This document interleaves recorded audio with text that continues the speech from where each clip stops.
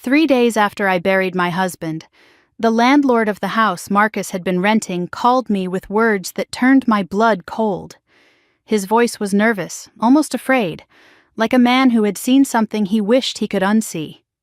He said his name was Edward Collins, and that he had found something I needed to see. Something urgent. Something that could not wait. Then came the sentence that made my heart stop beating for a full 3 seconds. "Do not tell your sister," he said. "Do not tell her fiancé. You have to see this alone. I did not ask why." Something in his tone told me this was not a request. I grabbed my car keys with trembling hands and drove toward downtown Ashford, Connecticut, my pulse pounding the entire way. When I opened that office door 20 minutes later, what I saw made me grab the doorframe to keep from collapsing. But before I tell you what was behind that door, I need to take you back to the funeral, because that is where this nightmare truly began. I am truly grateful you are still here with me. Before we continue, take a moment to leave a comment and tell me where you are watching from and what time it is where you are right now. It means more than you know, and I read every single one. Also, please note this story includes some fictional elements added for entertainment and educational purposes. Any resemblance to real names or settings is purely coincidental, but the message I am sharing with you is meaningful and worth hearing. The funeral was 3 days ago, but it felt like 3 years had passed since I stood at that graveside and watched them lower my husband into the frozen ground. Marcus McCall, 38 years old, killed in a car accident on Miller's Curve. That is what the police report said. Sharp curve, wet road, no signs of foul play, case closed. A tragedy, nothing more. I was 36 years old and suddenly a widow. The word tasted like ash in my mouth every time I tried to say it. Widow. Such a small word for such an enormous emptiness. The service was held at Ashford Community Church on a gray October morning. The sky hung low and heavy, threatening rain that never came. Leaves fell from the maples lining the cemetery path, drifting down like grief made visible. I stood at the graveside surrounded by people I barely recognized, listening to a pastor I had never met read words about eternal rest and God's mysterious plan. I wanted to scream at him that there was nothing mysterious about a man dying at 38. There was only cruelty and randomness, and the terrible silence of a house that would never hear his voice again. But something else nagged at me that day. Something I could not name. My sister Jenna and her fiancé Tyler arrived 15 minutes after the service started. I saw them hurrying across the cemetery parking lot, Jenna's heels sinking into the soft earth, Tyler gripping her elbow like he was holding her upright. They slipped into the back row just as I began my eulogy. I looked out at the gathered mourners and caught Jenna's eye. She looked away immediately, dabbing at dry eyes with a tissue. Tyler stood rigid beside her, his jaw clenched so tight I could see the muscle working even from 20 feet away. He did not cry, did not even seem to be listening, just stared at the casket with an expression I could not quite read. During the reception afterward, they left within 40 minutes. Tyler practically dragged Jenna toward the door, muttering something about her needing to rest. I wanted to call out, to ask them to stay, to beg my sister to sit with me and hold my hand the way she used to when we were children, but they were gone before I could finish my second cup of coffee. And just before they walked out, I saw Tyler lean close to Jenna and whisper something. Whatever he said made her face go pale as milk. I dismissed it at the time. Grief makes people act strange. I told myself that over and over during the 3 days that followed. Grief makes people act strange. But now, sitting alone in my silent house with Edward Collins's words echoing in my skull, those moments replayed like a warning I should have heeded. The house felt wrong without Marcus. Our home of 8 years had become a museum of absence. His coffee mug still sat in the sink where he had left it the morning of the accident. His reading glasses waited on the nightstand, patient as ever. His winter coat hung by the front door, still carrying the faint scent of his cologne, cedar and sandalwood. Every time I walked past it, my chest seized up like a fist had closed around my heart. I had not been able to enter his home office yet, the room where he spent so many late nights working on accounts, staring at his computer screen with that little furrow between his eyebrows that I always found endearing. Our marriage was not perfect. No marriage is. But it was good. I thought it was good. Yet, in those final weeks, Marcus had been distracted, working late more often than usual, taking phone calls in the other room and speaking in low tones I could not quite hear. I assumed it was stress from a difficult client. I never thought to ask deeper questions.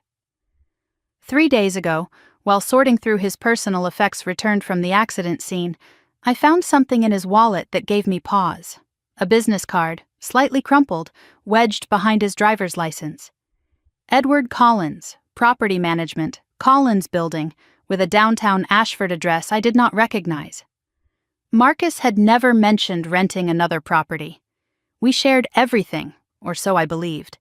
Why would he have a landlord I had never heard of? I meant to ask someone about it. But grief swallowed me whole, and the card sat on my kitchen counter like an unanswered question. Until this morning, when that same Edward Collins called me with a voice full of fear. Let me tell you about that phone call because the details matter. The phone rang at 9:17 in the morning. I almost let it go to voicemail. I was not ready to hear another neighbor tell me how sorry they were, how Marcus was in a better place now, as if anyone knew where that better place was supposed to be. But old habits die hard, so I picked up. "Mrs. McCall," the voice said. It was familiar but formal. "My name is Edward Collins. I'm the landlord of a property your husband was renting. I am sorry to bother you during such a difficult time." I almost hung up. Another sympathy call, I thought. Another stranger offering condolences that would change nothing. But then Edward said something that made me grip the phone until my knuckles turned white. "Your husband left something with me," he said. "Something he told me you needed to see if anything ever happened to him." My blood ran cold. If anything happened to him. "What do you mean by that? I cannot explain over the phone, Mrs. McCall. Someone might be listening." His voice dropped to a whisper, and I could hear real fear in it. "I need you to understand something. What I am about to show you, your life might depend on it." "You are scaring me," I said.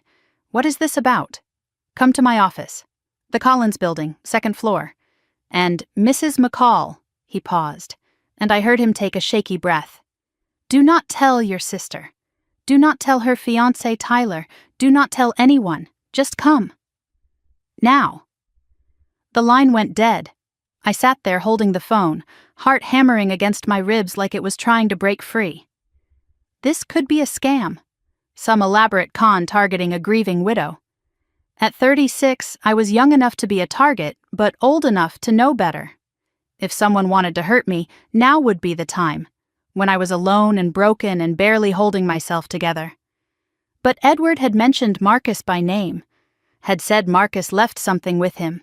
And that phrase, "your life might depend on it," those were not words you used lightly. The mention of Jenna and Tyler specifically, the warning not to tell them, that is what made me reach for my car keys.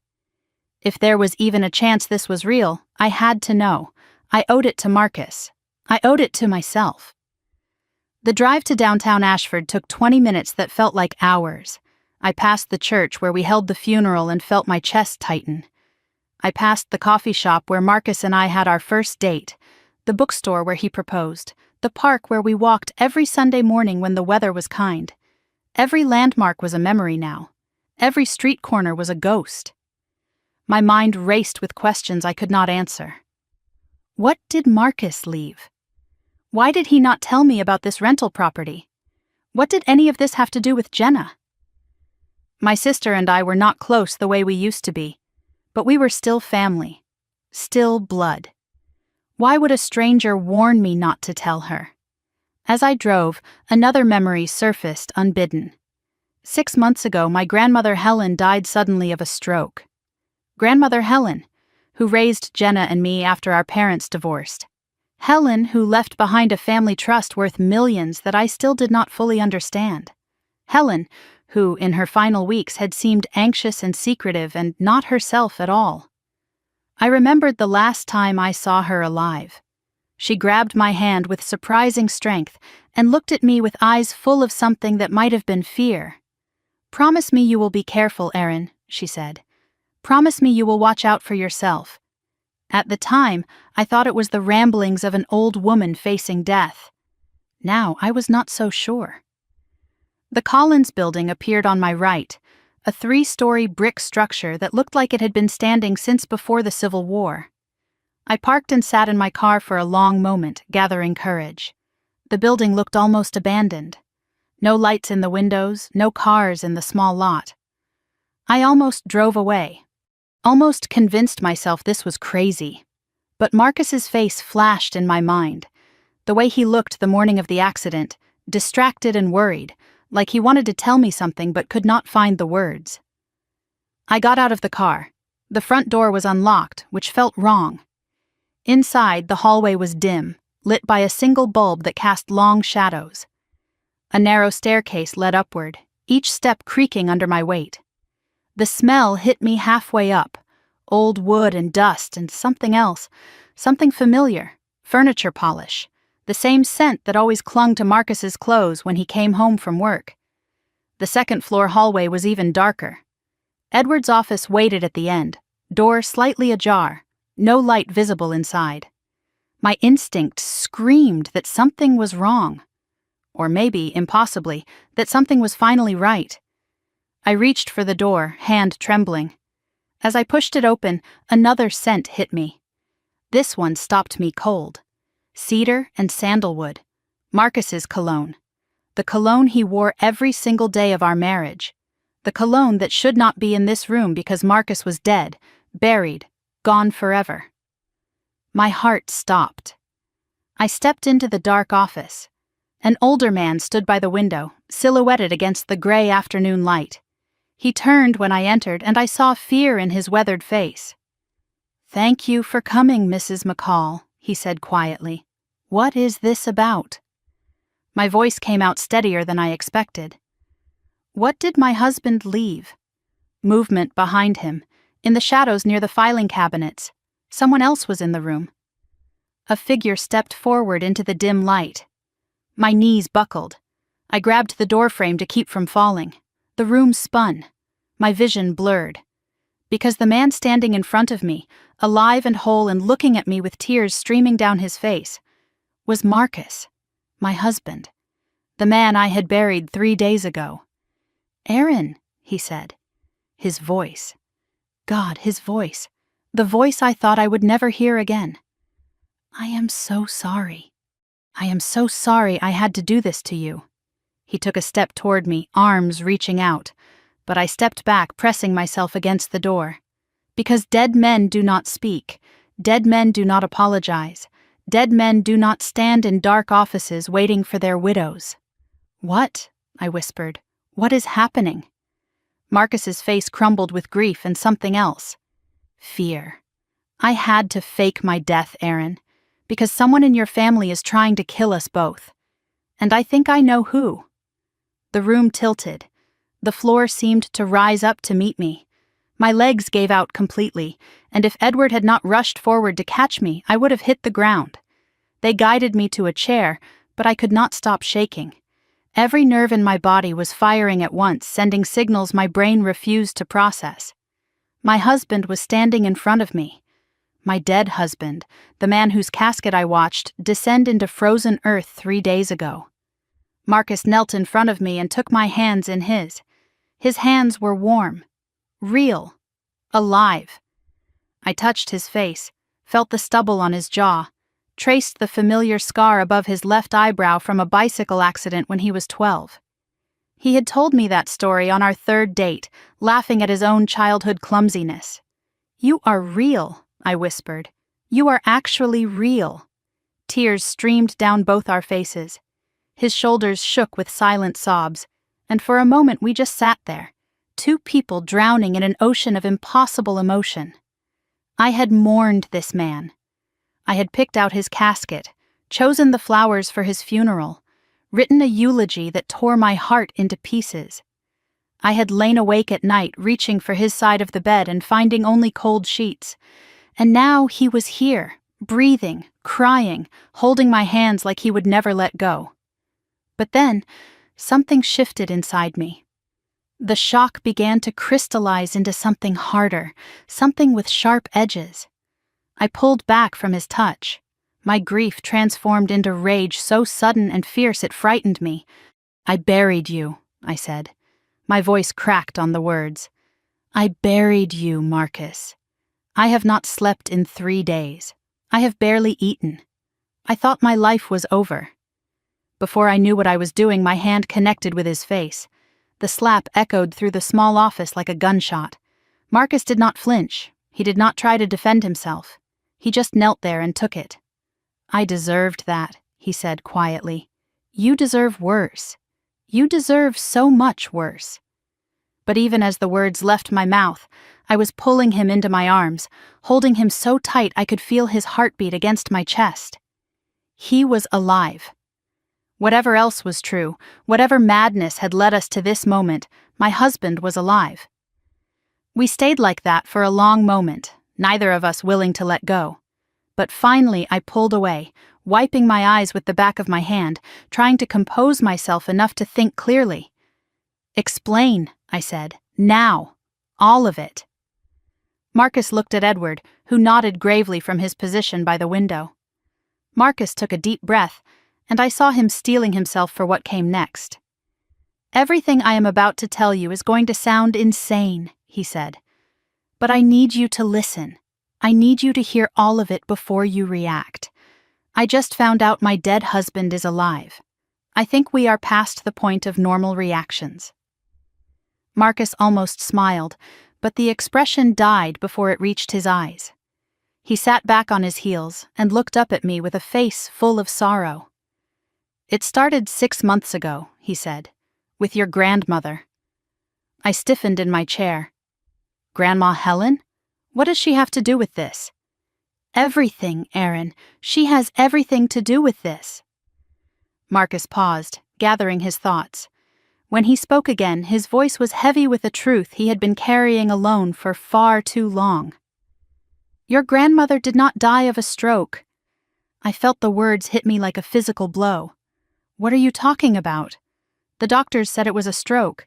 They said her heart just gave out." "The doctors lied," Marcus said. "Or at least one doctor did. The one who signed her death certificate." The room seemed to shrink around me. "Marcus, you are scaring me." He took my hands again, and this time I did not pull away. "Aaron, your grandmother was murdered." The word hung in the air like a gunshot. Murdered. My grandmother, the woman who raised me and Jenna after our parents' bitter divorce, who taught me to bake apple pie and play piano, who held me when I cried over broken hearts and broken dreams. Murdered. I could not speak, could not breathe, could only stare at my husband and pray that he was wrong. Marcus continued, his voice steady despite the horror of what he was revealing. 2 weeks before Helen died, she called me at my office. "Not you, Aaron, me," and that was unusual. Your grandmother rarely called me directly. "What did she say?" Marcus's face darkened with the memory. Her voice was shaking. She said, "Marcus, I need to tell someone. I think someone is trying to hurt me." My heart clenched. She said that? Those exact words? Those exact words. I asked her what she meant. Who would want to hurt her? She said she could not explain over the phone, but that she had changed her will the month before. And ever since then, things had been wrong. Wrong how? Marcus glanced at Edward, who moved to his desk and began pulling documents from a locked drawer. Marcus turned back to me. She said her medication tasted different. She said she found her medical files moved in her home office, papers she was certain she had not touched. And she said Tyler had been asking strange questions about the trust. The name hit me like ice water. Tyler? Jenna's fiancé? Helen asked me to promise that if anything happened to her, I would look into it. She asked me to protect you. I felt tears burning my eyes. Why did she not tell me? Why did she tell you instead of me? Because she was afraid, Aaron, afraid that if she told you, you would confront Jenna. And she was not sure yet. She did not want to destroy your relationship with your sister over a suspicion that might be wrong. But she told you. Marcus nodded. Because I am an accountant. Because I know how to follow money. Because I am not blood, so I could investigate without anyone in your family knowing. Edward approached with a thick manila folder and set it on the small table beside my chair. Helen gave this to me 3 weeks before she died, he said quietly. She told me if anything happened to her, I should give it to Marcus. I looked at the folder like it might bite me. What is in it? Marcus opened it and spread the contents across the table. Documents, photographs, bank statements, printouts of emails and phone records. The evidence of a crime I had never imagined. This is what your grandmother found, Marcus said. This is why she died. He walked me through it piece by piece. The Whitmore Family Trust, established by my great-grandfather Arthur in 1948, currently worth $4.2 million. Helen was the sole trustee, with full authority to manage distributions and change beneficiaries. For decades she had managed it conservatively, letting it grow, living simply despite her wealth. But 8 months ago, Helen noticed discrepancies in the quarterly statements. Small withdrawals from a secondary investment account. $2,000 here, $5,000 there. Amounts small enough to miss if you were not paying attention. But Helen always paid attention. Edward slid a worn leather ledger across the table. Your grandmother kept meticulous records, he said. She tracked every penny of that trust since 1973.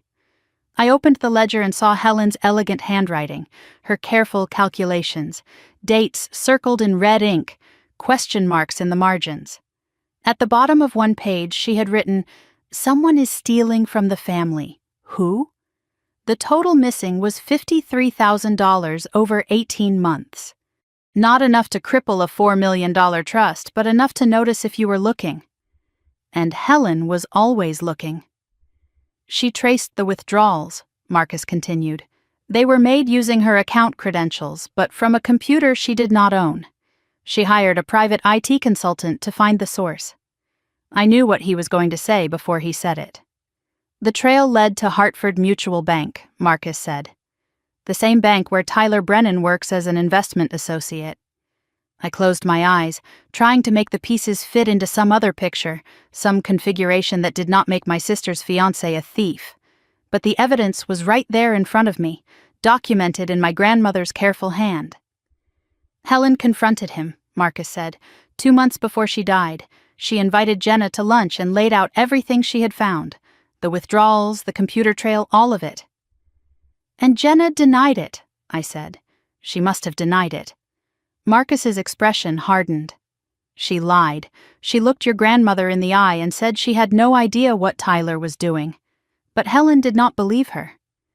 Edward spoke up, his voice heavy with old grief. Helen told me that conversation broke her heart. She said Jenna did not even flinch, just lied to her like it was nothing. I felt something crack inside me. The foundation of everything I thought I knew about my family was crumbling.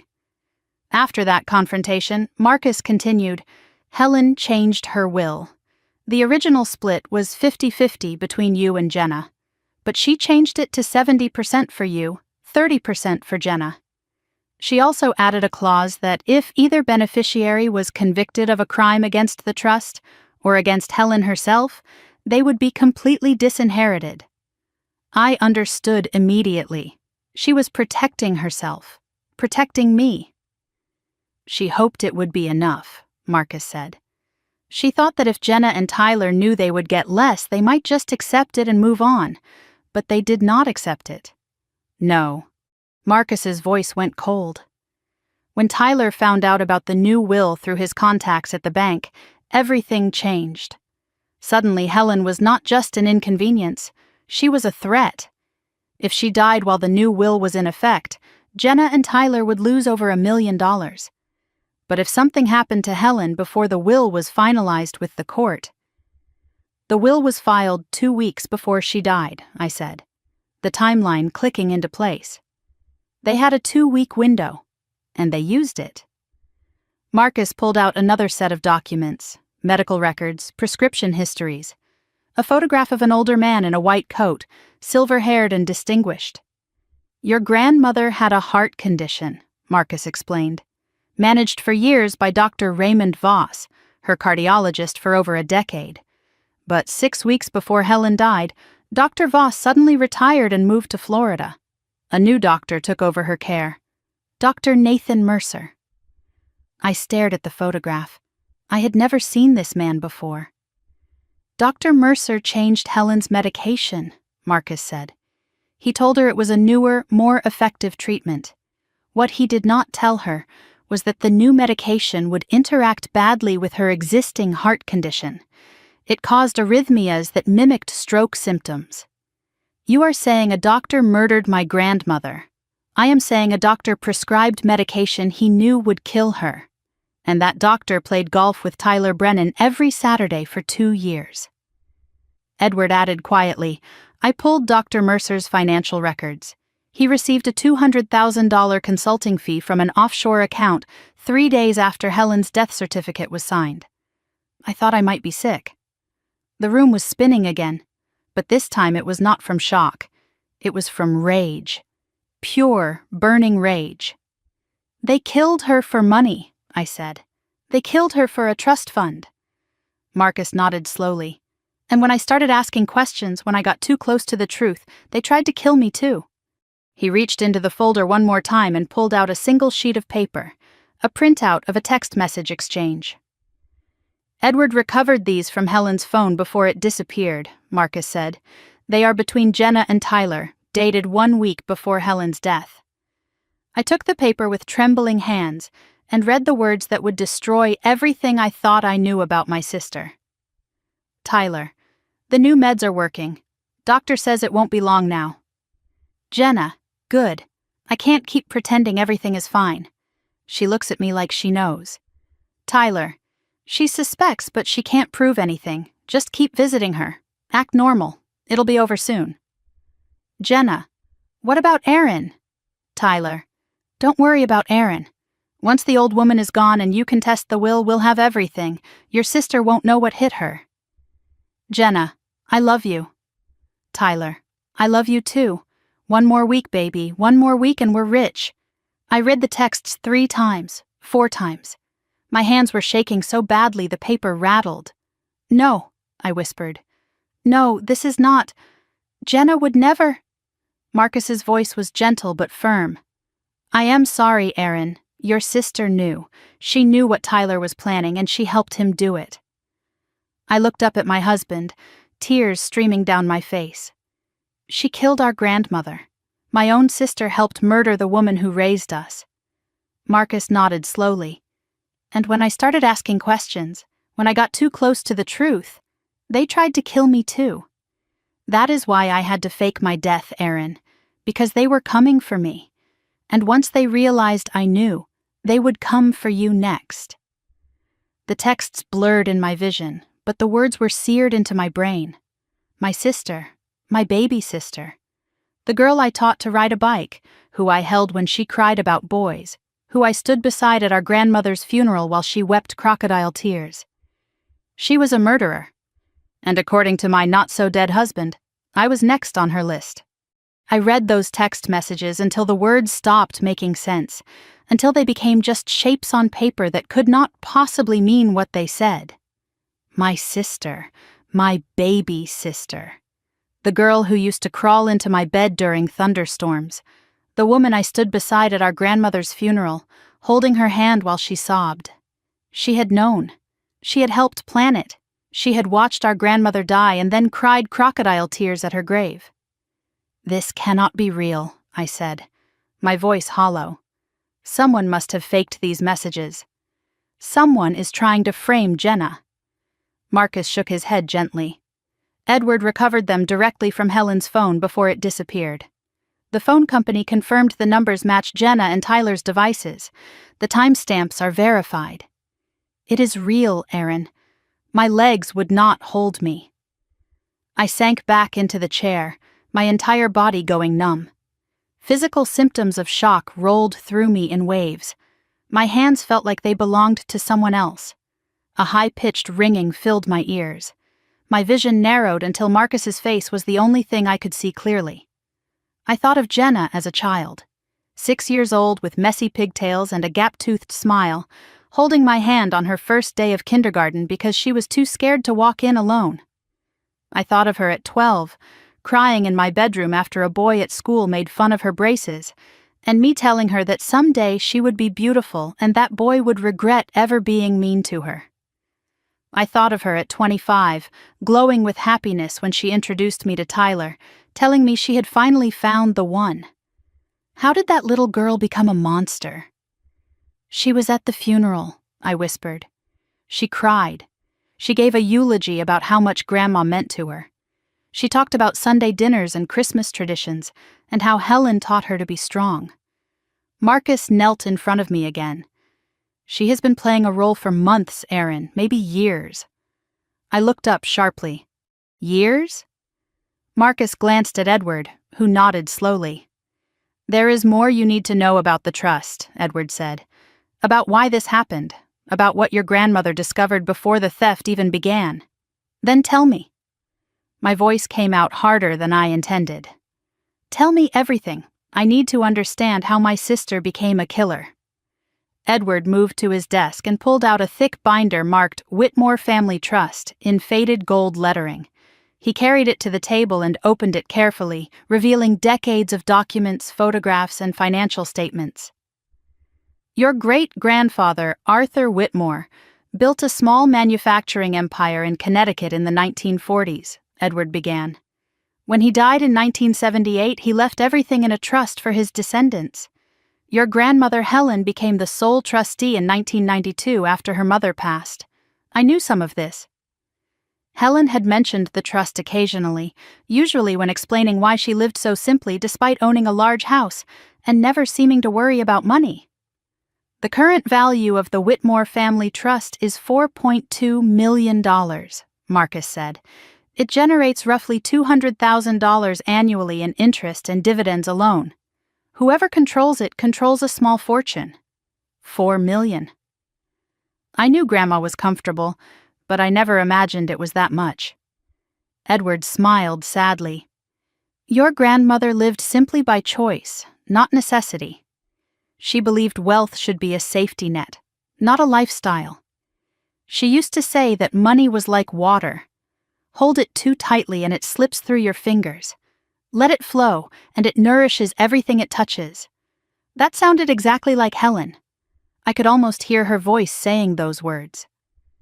The trust generates income, Marcus continued, but the principal has been growing for decades through careful investment.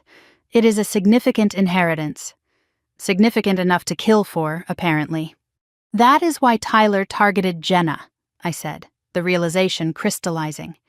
He did not fall in love with her. He researched her. Marcus nodded grimly. Tyler Brennan did not meet your sister by accident at that charity gala 3 years ago. He knew exactly who she was, who her family was, and what she stood to inherit. He positioned himself to access that money. Your sister was not his girlfriend. She was his mark. The word made me flinch. Mark, like a target, like prey. Edward pulled out a stack of bank statements and spread them across the table. Your grandmother first noticed the discrepancies 8 months ago. She was reviewing quarterly statements, something she did religiously. Helen never trusted anyone else to manage her money. She checked every number herself. I remembered that about her. Every Christmas, while Jenna and I played with our presents, Helen would be at her desk with a calculator and a stack of receipts, balancing her accounts down to the penny.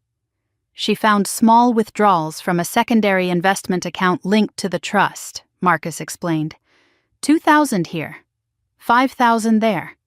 Amount small enough to miss if you were not paying attention. But your grandmother always paid attention. Edward slid a worn leather ledger across the table. I recognized it immediately. Helen's personal financial journal, the one she kept in her desk drawer and updated every Sunday after church. I opened it with trembling hands. Helen's elegant handwriting filled the pages, neat columns of numbers and dates stretching back years. But near the end, the entries changed. Red ink circles around certain dates. Question marks in the margins. Calculations redone multiple times with different results. At the bottom of one page, in handwriting that shook slightly, Helen had written, "Someone is stealing from the family." Who? $53,000 over 18 months, Marcus said. Not enough to cripple the trust, but enough to notice. And once Helen started looking, she found the trail. She traced the withdrawals to computers at Hartford Mutual Bank, Edward continued. The same bank where Tyler Brennan works. I closed my eyes, trying to imagine my grandmother sitting at her desk, piecing together this betrayal. She must have felt so alone, so afraid. And she had not told me because she did not want to destroy my relationship with Jenna over a suspicion. As Marcus talked, my mind drifted to another time, a better time. The summers I spent at Grandmother Helen's house in Ashford, when the world was simple and family meant safety. I was 12 years old, spending July at Helen's colonial house on Maple Street. I could still smell the lavender that grew wild in her garden, still taste the chocolate chip cookies fresh from her oven. Helen taught me to play piano that summer, sitting beside me on the bench, her patient fingers guiding mine over the keys. She taught me to bake her famous apple pie, to balance a checkbook, to write thank you notes on proper stationery. A woman should always know where her money is, she used to say. Never let anyone else control your finances. Independence is the greatest gift you can give yourself. I loved those summers. They were an escape from my parents' bitter divorce, from the constant fighting, from feeling caught in the middle of two people who had once loved each other and now could barely be in the same room. But Jenna hated those summers. She was 4 years younger than me, always feeling left out, always competing for Helen's attention. I remembered her throwing tantrums when Helen praised my piano playing. I remembered her sulking in corners when I got to help with the grown-up cooking while she was sent outside to play. Helen tried to include both of us equally. I know she did, but Jenna never believed it.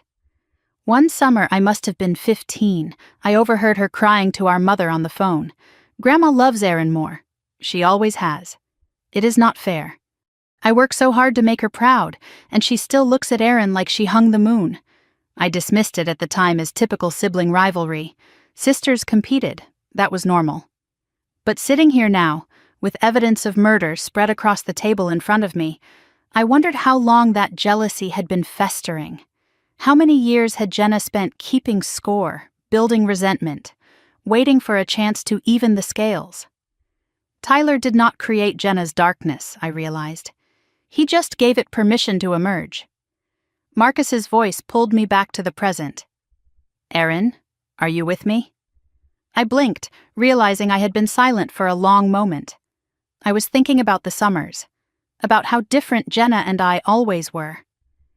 "Helen noticed too," Marcus said softly. "That is part of why she changed the will." Edward pulled out another document, an audio recording device, old but functional. "Helen confronted Jenna 2 months before she died," he said. "She recorded the conversation without telling her." He pressed play, and my grandmother's voice filled the room. Hearing it again after 6 months was like a knife to my heart. "Jenna, I know about the withdrawals. I know Tyler has been accessing trust accounts." Silence on the recording. Then Jenna's voice, tight and defensive. "I do not know what you are talking about, Grandma. Do not lie to me, child. I have seen the records. $50,000 is missing. Even if that were true, it is family money. Tyler and I are going to be family. Tyler is a thief, and if you knew about this and said nothing, you are complicit." More silence. Then Jenna's voice changed, became harder, sharper. A voice I barely recognized. "You always favored Erin. This is just an excuse to cut me out. This has nothing to do with favoritism. This is about integrity, about trust." "Trust? You want to talk about trust? You are the one who controls everything. You decide who gets what, who is worthy, who is not. That is not family, Grandma. That is tyranny." Helen's voice broke slightly on the recording. "I am giving you a chance to make this right, Jenna. Leave Tyler, return the money. We can move past this." And then Jenna's final words. cold as ice. I am not leaving Tyler, and I am not returning anything. Do whatever you want with your precious trust. See if I care. The recording ended. Tears were streaming down my face. That was not my sister's voice. That was a stranger wearing Jenna's face. But deep down, I recognized something in it. The petulance, the resentment, the chip on her shoulder that had always been there, just hidden beneath smiles and I love yous. After that confrontation, Helen acted fast, Marcus said. She met with her attorney and revised her will. 70% to you, 30% to Jenna. She also added a clause that if either of you was convicted of a crime against the trust or against Helen herself, you would be fully disinherited. She knew, I whispered. She knew she was in danger. Edward's voice was heavy with grief. She told me as much. I begged her to go to the police, but she refused. She said she could not bear to see her granddaughter in handcuffs. She hoped changing the will would be enough. She underestimated them, Marcus said. She could not imagine her own granddaughter would choose money over her life. The timeline tightens, I said, pieces falling into place. Helen changed her will on August 15th. She died on September 20th. 5 weeks. Tyler found out about the will change within days, Marcus confirmed. His contact at the bank leaked the information.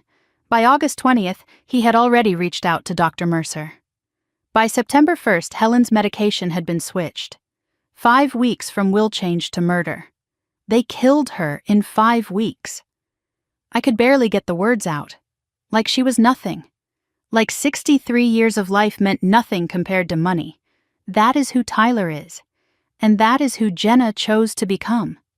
I stood abruptly, needing to move, needing to breathe. I paced the small office, my mind racing. Okay, Helen changed the will. They killed her. The will was executed. I got 70%. So they lost. It is over. Marcus shook his head slowly. It is not over, Aaron. It is just beginning. I stopped pacing. What do you mean? After Helen's death, the trust was distributed according to the new will. You received 70%, roughly $2.9 million. Jenna received 30%, about $1.3 million. That should have been enough. $1.3 million is more money than most people see in a lifetime, but Jenna and Tyler are not most people, and they want it all. Marcus's jaw tightened. 2 weeks after Helen's funeral, I overheard Tyler on the phone. I was at their house helping Jenna with some paperwork. Tyler did not know I was in the next room. What did he say? His voice dropped. He said, "The old woman was phase 1. Now we need to work on the sister." Once Aaron is out of the picture, Jenna inherits everything as next of kin. The words hit me like a physical blow. Out of the picture. He meant kill me. You are worth $2.9 million dead, Marcus said. And once I started asking questions about Helen's death, I became a liability too. The car accident, I whispered. It was not an accident. 3 weeks ago, I was driving home late from work. A black SUV ran me off the road on Miller's Curve. I only survived because I saw them coming and braked early. That is when I knew I had to disappear. They thought they killed me. And as long as they believe that, I can help you take them down. I sank back into my chair, the weight of everything crushing down on me. My sister was planning to kill me. My sister, who brought me casseroles after Marcus's funeral and held me while I cried, was calculating how to make my death look like an accident. So I am next, I said. They are going to try to kill me. Marcus took my hands. Not if we stop them first. But Aaron, there is something else you need to know. What else could there possibly be? You cannot go home tonight. Tyler has been watching your house for days. And this morning, before Edward called you, his voice caught, Marcus struggled to continue. This morning, Jenna asked your neighbor when you usually leave for work, Edward added grimly. They are already planning their next move. Marcus squeezed my hands. Which means we need to plan ours. My sister was tracking my schedule. My sister, who brought me casseroles and held me while I cried, was calculating the best time to have me killed. And somewhere in my grief-fogged brain, A cold, hard voice whispered something I never thought I would think about my own flesh and blood. Then we will just have to strike first. The question burned in my throat, demanding to be asked, even though part of me was not sure I wanted the answer. I stared at Marcus, my mind racing with everything I had just learned. The trust fund, the murder, the text messages. Tyler's plan to kill me. But one thing still did not make sense. One piece of this nightmare puzzle refused to fit. How? I finally asked. How did you fake your own death? I saw your body, Marcus. I identified you at the morgue. Marcus and Edward exchanged a look. The kind of look that said, this is where it gets complicated. You did not see my body, Aaron. Marcus's voice was gentle but firm. You saw what we wanted you to see. That is impossible. I touched your hand. It was cold. It was you. It was a body, but it was not mine. I felt the room spin again. Whose body was it? Edward stepped forward. A John Doe from the county morgue. Homeless man, no family, died of exposure 3 days before Marcus's accident. Similar height, similar build. No one to claim him. No one to miss him. My stomach turned. You used a dead homeless man to fake my husband's death? Marcus reached for my hands. I know how it sounds. But Aaron, it was the only way. And I could not tell you.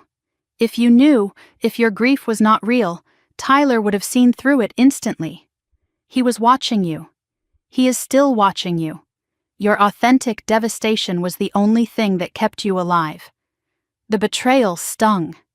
Not just that Marcus had deceived me, but that he was right. My grief had been real. My tears had been real. And that authentic devastation, that bone-deep sorrow that had nearly destroyed me, had been my only protection. Marcus continued, his voice heavy with memories he clearly wished he could forget. It started with small things. About a month after Helen's funeral, I noticed my office computer had been accessed when I was not there. Files moved on my desk. Nothing taken, just disturbed. Like someone wanted me to know they had been there. A warning, the first of many. Then a car started following me home. Black SUV, tinted windows. Always staying 2 blocks back, just close enough that I would notice. It followed me for 3 nights in a row. Did you get a license plate? Marcus shook his head. They were too careful. But then the messages started. He pulled out his phone, scrolled to a screenshot, and showed me the screen. The text was brief and terrifying. Stop asking questions about Helen Whitmore. I deleted it immediately, Marcus said, but I knew they were on to me. Then came the final warning. 1 week before my accident. He paused, and I saw pain flash across his face. I came home late from work, found the front door unlocked. I was certain I had locked it that morning. I searched the entire house. Nothing was taken. Nothing was obviously disturbed. Except one thing. What? A photograph of you. It had been on the living room mantel, the one from our anniversary trip to Vermont. I found it on the kitchen counter, and underneath it, a note. His voice dropped to barely a whisper. The note said, "She is next if you do not stop." I felt ice spread through my veins. They threatened me to get to you. That is when I understood. They were not just going to kill me. They were going to make me watch them destroy you first, use you as leverage to keep me silent, and then eliminate us both once they had what they wanted. So you decided to disappear. I could not go to the police. Tyler has connections everywhere. His uncle is a city councilman with friends in the department. I could not warn you because you would have confronted Jenna, and then they would have killed you both. I needed to vanish completely, in a way that would make Tyler believe he had won. Marcus knew he could not fake his death alone. He needed help from people Tyler did not know about, people completely outside his surveillance network. The first person I contacted was Edward, Marcus said, nodding toward the older man. Helen had trusted him with everything. Her backup phone, her evidence, her suspicions. I knew I could trust him, too. Edward's voice was rough with emotion. Helen was like a sister to me. We served on the town council together back in the 80s. When she died, I knew something was wrong. I just could not prove it. When Marcus came to me with his plan, I agreed immediately. Edward provided the safe house, Marcus continued. His family owns a cabin in Vermont, completely off the grid. No paper trail, no connection to me or to you. It is where I have been hiding for the past 3 weeks. But they needed someone else. Someone with medical expertise who could make a fake death look completely real. That is where Dr. Nathan Cole came in, Marcus said. Who? Edward answered. Nathan was Helen's personal physician for 20 years before he retired and moved to Maine. They stayed in touch. When Marcus told him what really happened to Helen, how her medication was switched, how Dr. Mercer betrayed his oath, Nathan was furious. He agreed to help immediately. Dr. Cole is a retired forensic pathologist, Marcus added. 32 years of experience. He knew exactly how to stage an accident scene that would fool everyone, and he had contacts at the county morgue who owed him favors. Most importantly, Tyler Brennan had no idea Dr. Cole existed. Marcus's voice grew quieter as he described what happened 3 weeks ago. The night the world thought he died. October 3rd. 11:47 at night. I was driving home on Route 9, approaching Miller's Curve, the most dangerous stretch of road in Ashford. Sharp turn, steep drop, no guardrail for a 100-foot section. 3 people had died there in the past decade. I knew Tyler's people would be watching. I had seen the black SUV in my rearview mirror when I left the office. They were not even trying to hide anymore. What they did not know was that Dr. Cole was waiting in the woods near the curve. He had the body from the county morgue already prepared, dressed in my clothes, wearing my watch, carrying my wallet. I drove toward the curve, watching the headlights in my mirror grow closer. The SUV was accelerating. This time they were not keeping their distance. This time they intended to finish what they had started. I had seconds to act. I jerked the wheel hard right, sending my car toward the section where the guardrail was missing. But instead of crashing through, I braked at the last possible moment, threw open the door, and rolled into the drainage ditch. Dr. Cole was there, pulling me into the darkness before I even stopped rolling. Behind us, my car, rigged with a delayed accelerator, continued forward. It smashed through the gap in the guardrail and plummeted into the ravine below. The SUV stopped. I watched through the brush as someone got out and walked to the edge. They looked down at the wreckage for a long moment. Then they got back in the car and drove away. They did not check further. Why would they? No one could survive that fall. And the body? Dr. Cole had already placed it in the driver's seat before I started driving that night. The fire that erupted when the car hit the bottom destroyed most identifying features. The dental records matched, because Dr. Cole had accessed my file months earlier and made subtle alterations. By the time the police arrived, there was nothing left but a burned corpse and a grieving widow waiting to be notified. My hands were shaking, but I identified the body. They took me to the morgue. I said it was you. Marcus's face crumpled with guilt. You identified what was left after a car fire and a 50-foot fall. You saw a body bag. You saw a hand. The hand was real, just not mine. I felt sick. How did they manage that? Edward spoke carefully. Dr. Cole removed the deceased man's hand before the accident. He preserved it, made sure it matched Marcus's general appearance. In the dim light of the morgue, with you already expecting to see your husband. I saw what I expected to see, I whispered. I am so sorry, Aaron. Marcus's voice broke. I know what I put you through. I watched the morgue through the security camera. I saw you collapse. I saw you screaming. I almost broke cover right there. I almost ran in and told you everything. You watched me identify a stranger's body as my husband, and you did not stop it. The anger was back, mixing with relief, mixing with something I could not name. Every second was agony, Marcus said. But if I had revealed myself, Tyler would have known. The entire plan would have collapsed. And then we would both be dead for real. So instead, you let me bury a homeless man in your grave. You let me grieve for 3 days. You let me think my entire life was over. To save your life, to give us a chance to expose them, to get justice for Helen. Long silence. I stared at this man I had married, this man I had mourned, this man who had deceived me to protect me. Part of me wanted to hit him again. Part of me wanted to hold him and never let go. I understand, I finally said. I hate it, but I understand. Marcus squeezed my hands with relief. There is one more person you need to know about, someone who can help us prove everything. Who? Ruth Gonzalez, Edward said. She was Helen's housekeeper for 15 years. I remembered Ruth, a small, quiet woman with kind eyes who had been devoted to my grandmother. She disappeared right after Helen's funeral.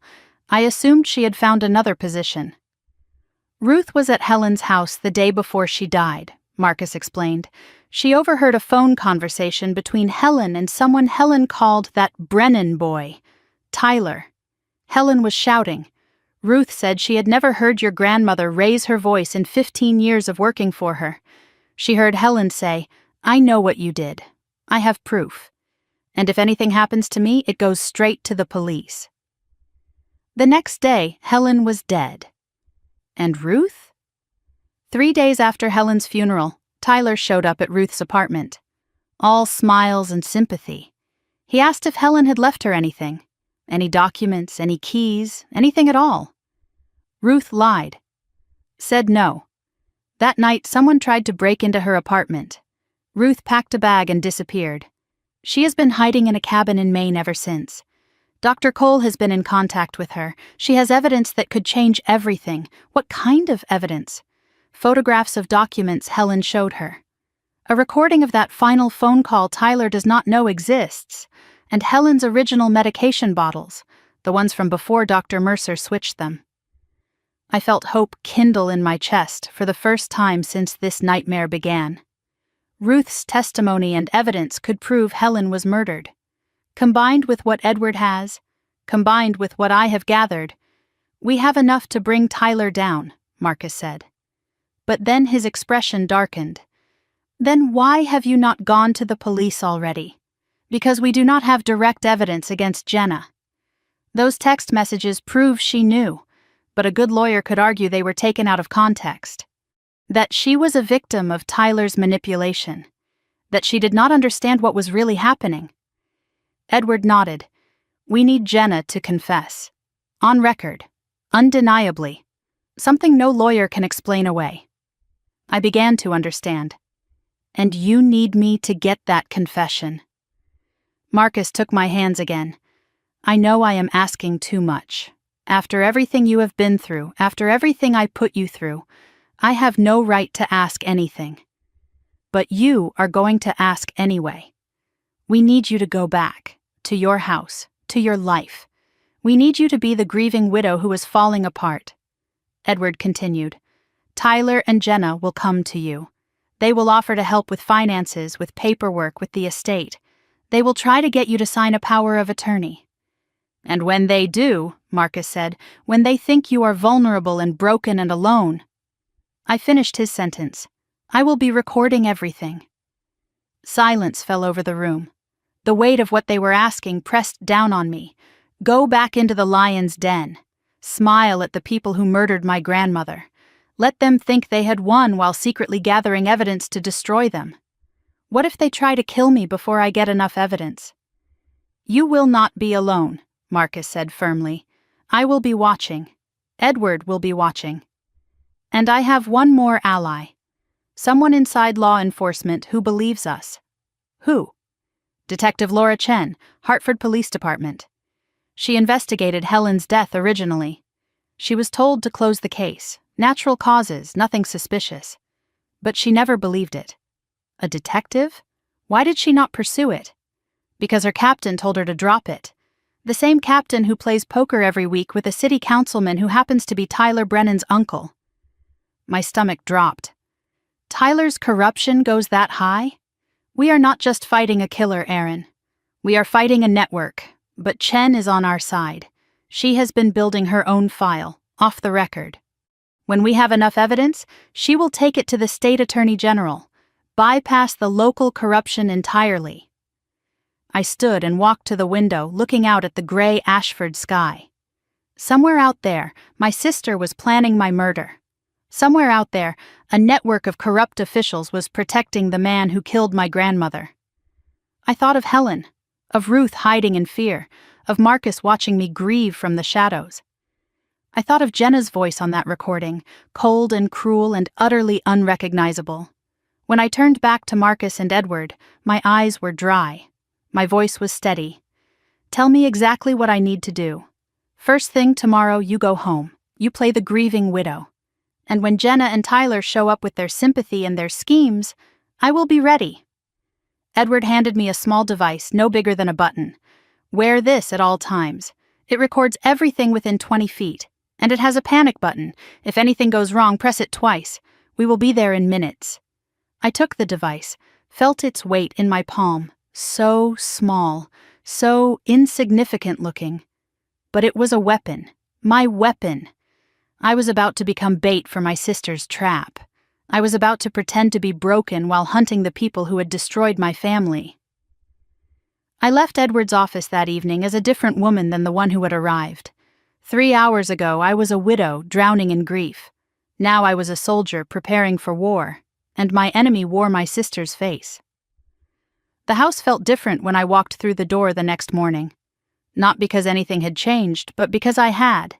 The same yellow curtains hung in the kitchen windows. The same family photos lined the hallway. The same smell of lavender from the diffuser Marcus had bought me last Christmas. But I was not the same woman who had left this house yesterday morning, numb with grief and barely able to function. Now I was a weapon, and this house was my battlefield. I paused at the threshold, took a deep breath, and prepared to become someone else. The recording device was pinned inside my bra, small and undetectable, always listening. I touched Marcus's coat still hanging by the front door, let the grief wash over my face. The grief was real. I was still mourning, just not for the reason anyone watching would think. I was mourning the sister I thought I had, the family I thought I knew, the life I thought was waiting for me. I moved through the house slowly, deliberately. Marcus had warned me that Tyler might have cameras inside. Every movement had to look like a broken woman barely holding herself together. I picked up Marcus's coffee mug from the sink, the one I had not been able to wash since the accident. I held it to my chest and let tears fall. The tears were real, too. I did not have to fake those. As I set down the mug, my eyes caught something that made my blood run cold. A small black object wedged behind the fruit bowl on the kitchen counter. It was no bigger than a button, but I recognized it immediately. A listening device. My heart rate spiked, but I kept my face neutral. I pretended not to notice. I continued my performance of grief, making coffee I did not want, sitting at the kitchen table and staring at nothing. All while knowing that somewhere Tyler Brennan was listening to every sound I made. He was not just planning to kill me. He was already inside my home. 2 hours later, the doorbell rang. I opened it to find Jenna and Tyler standing on my porch, picture perfect in their concern. Jenna held a casserole dish covered in tin foil. Tyler carried grocery bags bulging with food I would never eat. They looked like the ideal supportive family, rushing to help their grieving relative. "Oh, Aaron," Jenna's voice dripped with sympathy. "We have been so worried about you." She pulled me into a hug before I could react. Her arms wrapped around me, familiar and strange at the same time. These were the same arms that had comforted me after our parents' divorce. The same arms that had held me when my first boyfriend broke my heart. The same arms that had helped orchestrate our grandmother's murder. I forced myself not to stiffen, not to pull away. I let her hold me and patted her back like a grateful sister should. "Thank you for coming," I said, my voice carefully weak. "I do not know what I would do without you." Tyler stepped inside without being invited, already scanning the room with eyes that missed nothing. He set the grocery bags on the counter, right next to the listening device he had planted, and turned to me with a smile that never reached his eyes. "You should not be alone right now," he said. "Family needs to stick together." I watched him through lowered lashes as Jenna bustled around my kitchen, putting away groceries and making sympathetic noises. Tyler's eyes landed on Marcus's desk in the corner of the living room, the desk where Marcus had kept his files, the desk where evidence of his investigation might still be hidden. Tyler lingered there a moment too long before catching himself. "Is there anything we can help with?" he asked smoothly. "Paperwork? Bills?" I know how overwhelming all of this can be after a loss. I have not been able to touch anything yet. I let my voice tremble. It is all still his. Of course. Tyler's smile widened slightly. "When you are ready, I am happy to help sort through the financial stuff. That is my specialty, after all." I wanted to scream at him. I wanted to tell him I knew exactly what his specialty was. Fraud, theft, murder. But I smiled weakly and said nothing. Jenna settled me on the couch like I was an invalid and brought me tea I had not asked for. She sat beside me, took my hand, and stroked it gently with her thumb.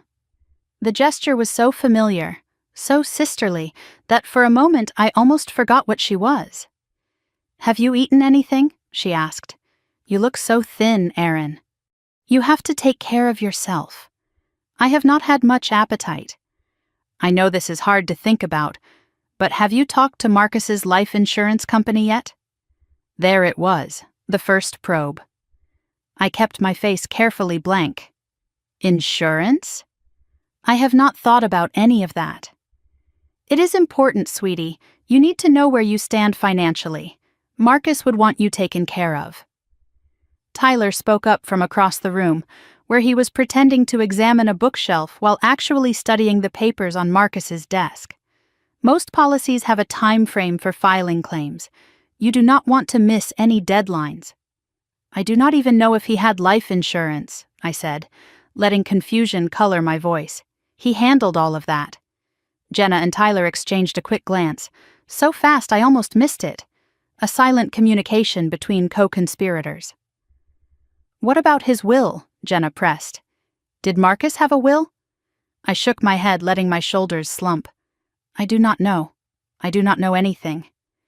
He took care of everything and now he is gone and I do not know what to do."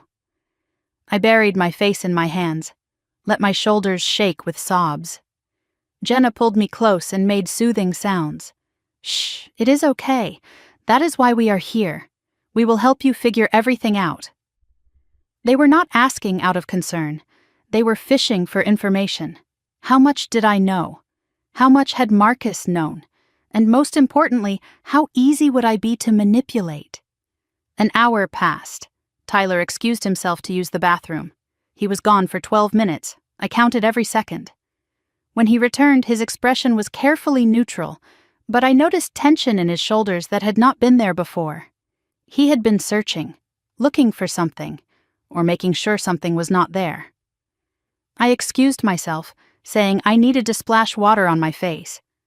In the bathroom, I locked the door and checked the medicine cabinet. Everything had been moved. My medications were in different positions than I had left them. My blood pressure pills, my antihistamines, my multivitamins. Every bottle had been turned so the labels faced outward. Someone had read every single one. My blood ran cold as I remembered what Marcus told me. This was exactly how Helen's murder started. A new doctor, changed medications, a natural death that no one would question. Were they already planning the same thing for me? For a moment, genuine terror gripped me. I was alone in a house with two people who had killed before and would kill again. But then I touched the recording device through my shirt and felt its reassuring presence against my heart. I was not alone. Marcus was listening. Edward was nearby. Detective Chen knew the plan. I looked at myself in the mirror, saw the fear in my eyes, and forced it down. When I walked back into the living room, my face showed only exhaustion and grief. Tyler was now sitting at Marcus's desk, papers spread in front of him. "Sorry," he said without a trace of apology. "I noticed some things were falling. Did not want you to lose anything important." "Thank you," I said. That is very thoughtful." The words tasted like poison, but I said them with a grateful smile. Jenna and Tyler left around 3 in the afternoon, promising to return tomorrow. "Call us if you need anything," Jenna said at the door. "Anything at all." The moment their car disappeared down the street, I exhaled for what felt like the first time in hours. But I did not have long to decompress. 30 minutes later, another knock at the door made me jump. It was Claire Mitchell, my colleague from Lincoln Elementary, where I taught 3rd grade. Claire was 52, divorced, and sharp-eyed. She had a way of noticing things other people missed. We had been friends for 8 years, ever since she helped me survive my first year of teaching. "I brought soup," she said, holding up a container, "and I need to talk to you about something." I let her in, grateful for a friendly face. But something in her expression made me nervous. She glanced around the living room before speaking, almost like she was checking to make sure we were alone. "Aaron, I know this might sound crazy and maybe I should not say anything, but I saw something strange." "What is it?" "The day Marcus died. The morning of his accident. I saw Tyler Brennan at First National Bank downtown." My heart skipped. "Tyler? Are you sure?" "Positive. I was there to deposit a check. He was in the private office area talking to someone. He looked agitated. Kept checking his phone." "That is not unusual," I said carefully. "He works in banking." "Hartford Mutual, not First National," Claire pointed out. And Aaron, when he saw me, his face went white. He practically ran out the back entrance. First National Bank handled the Whitmore Family Trust. Tyler was there the morning Marcus died. Doing what? Checking on the trust accounts? Making sure everything was in place before the murder? "I did not think much of it at the time," Claire continued. "But then, at the funeral, the way he and Jenna were acting, something felt off." "Off how?" Claire leaned closer, lowering her voice. "Jenna kept watching you, not like a worried sister, like she was studying you. And Tyler kept checking his watch, like he had somewhere else to be." She hesitated. "I know grief makes people act strange. But Aaron, I have known you for 8 years. I have seen you with your sister. That woman at the funeral did not look like someone who had lost a brother-in-law. She looked like someone waiting for a check to clear." After Claire left, I locked every door and closed every curtain. I retrieved the burner phone Marcus had given me, hidden inside a tampon box in the bathroom. Tyler would never think to look there. I turned on the shower for cover and called Marcus. His voice was tight with concern. "How are you holding up?"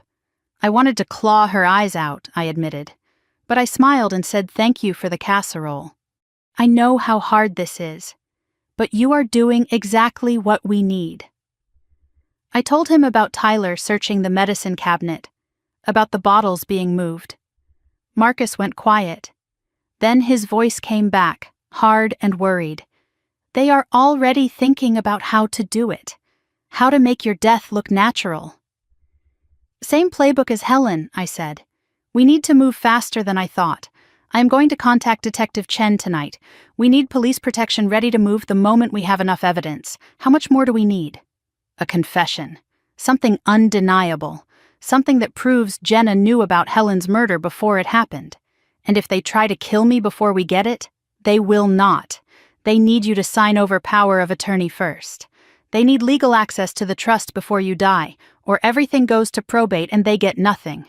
So I am safe as long as I do not sign anything. Safe is a strong word. But yes, do not sign anything. Stall. Play confused. Play overwhelmed. Make them work for it. Evening fell. I sat in the dark living room, pretending to watch television while my mind raced through everything I had learned. I was about to go to bed when headlights swept across the window. A car pulled into my driveway. Jenna's silver Audi. I moved to the window, staying hidden behind the curtain.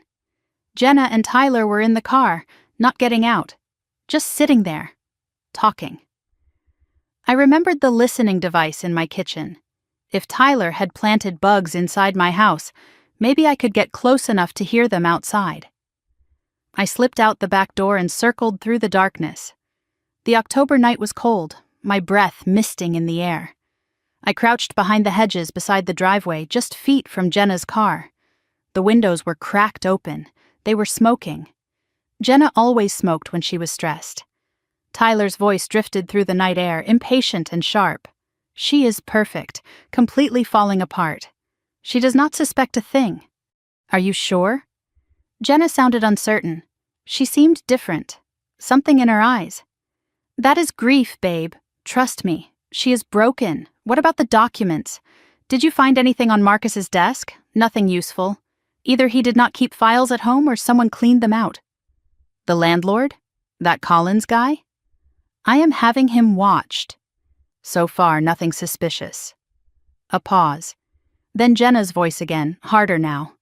How long until she signs? I will bring the papers next week. Tell her it is just to help manage her accounts during this difficult time. Standard stuff. And after she signs? Tyler's voice dropped, but I heard every word. Give it a month. Let things settle. Then we handle it the same way we handled the old woman. Quick, clean, natural causes. Jenna laughed, a cold, sharp sound that cut through the night like a blade. Poor Erin. She always was the trusting one. That is why this works. She will sign, she will smile, and by Christmas we will have everything. I pressed my hand over my mouth to keep from screaming. They were talking about my death like it was a business transaction, a line item on a spreadsheet. By Christmas, they would have everything, and I would be dead.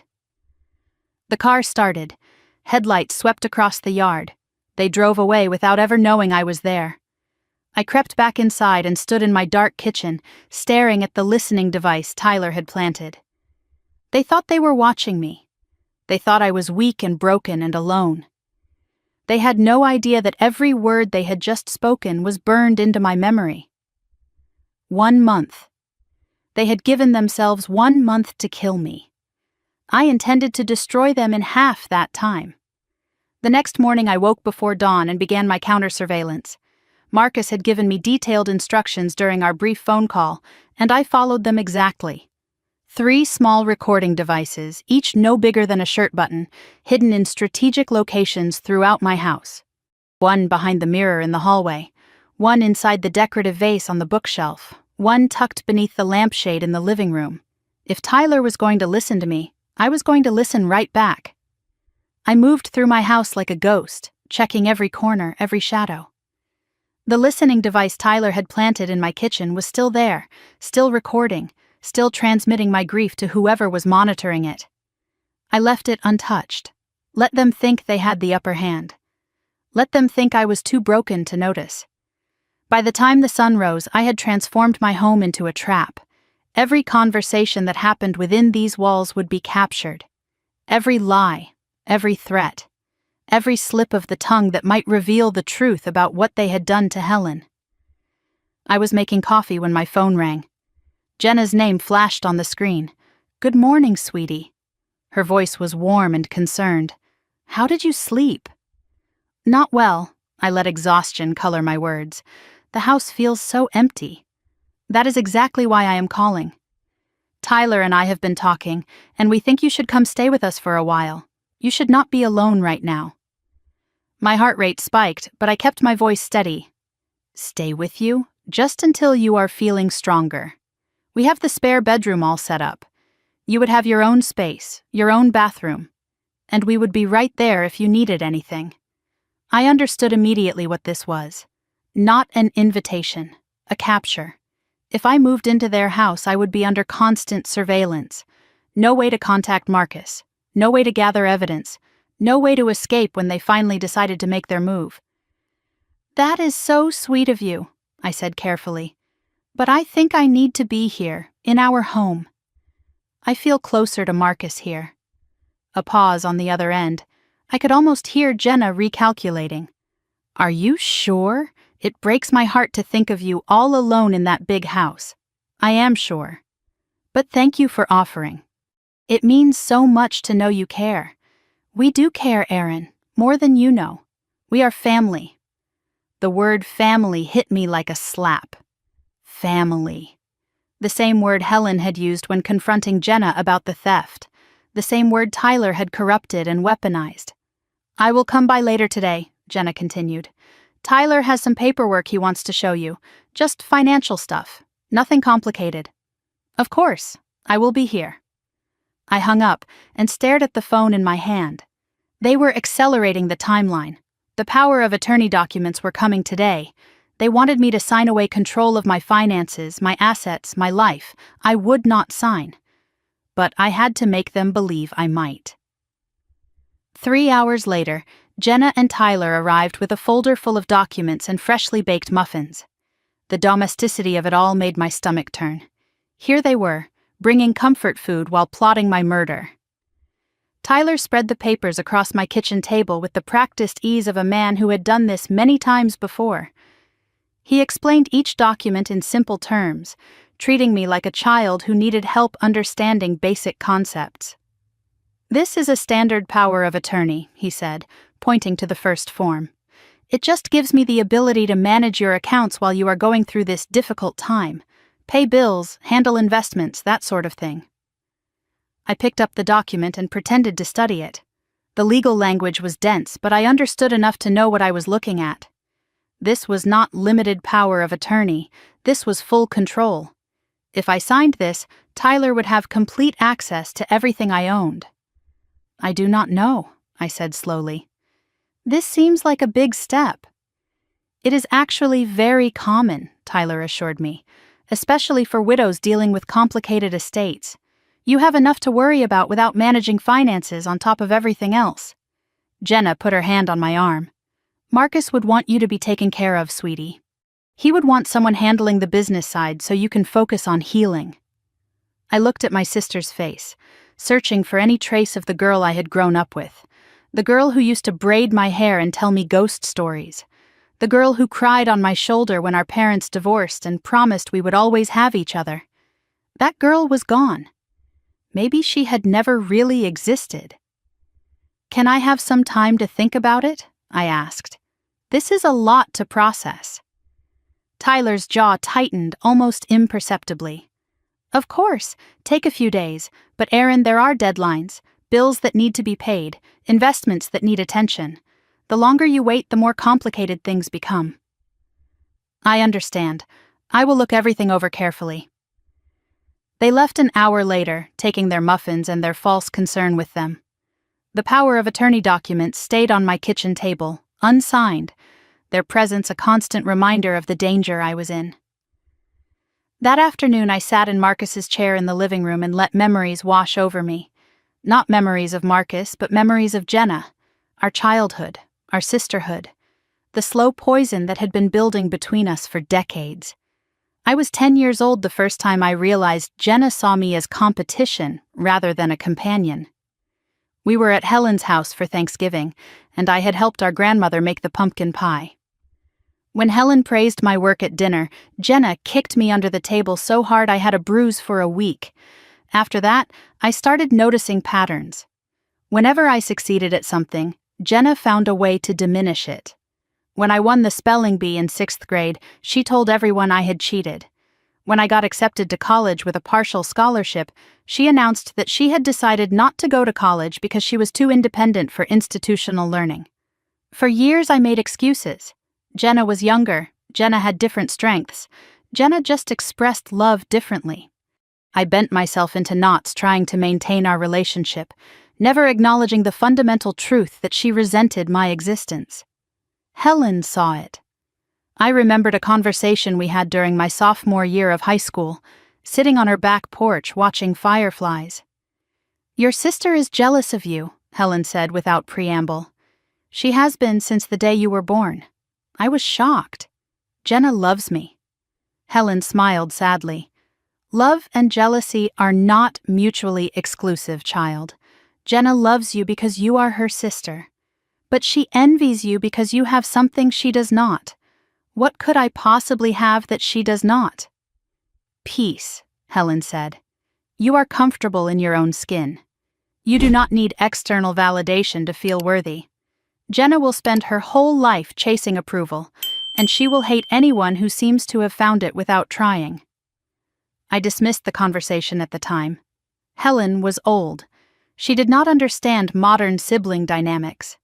Jenna and I would grow out of our rivalry and become close as adults. Except we never did.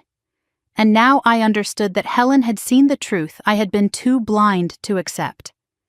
Jenna's jealousy was not a phase.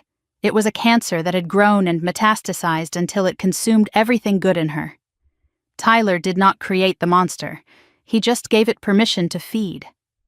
My phone buzzed, startling me out of my memories. A text from Claire. Need to talk. Important. Can you meet me at the coffee shop on Main Street in an hour? I texted back yes and started getting ready. Leaving the house was risky. Tyler might have people watching, but Claire had seemed genuinely concerned, and I needed allies. The coffee shop was nearly empty when I arrived. Claire sat in a back booth, looking nervous. She had a folder in front of her, and she kept glancing at the door. "Thank you for coming," she said as I slid into the seat across from her. "I did some research after we talked yesterday. I should not have, probably.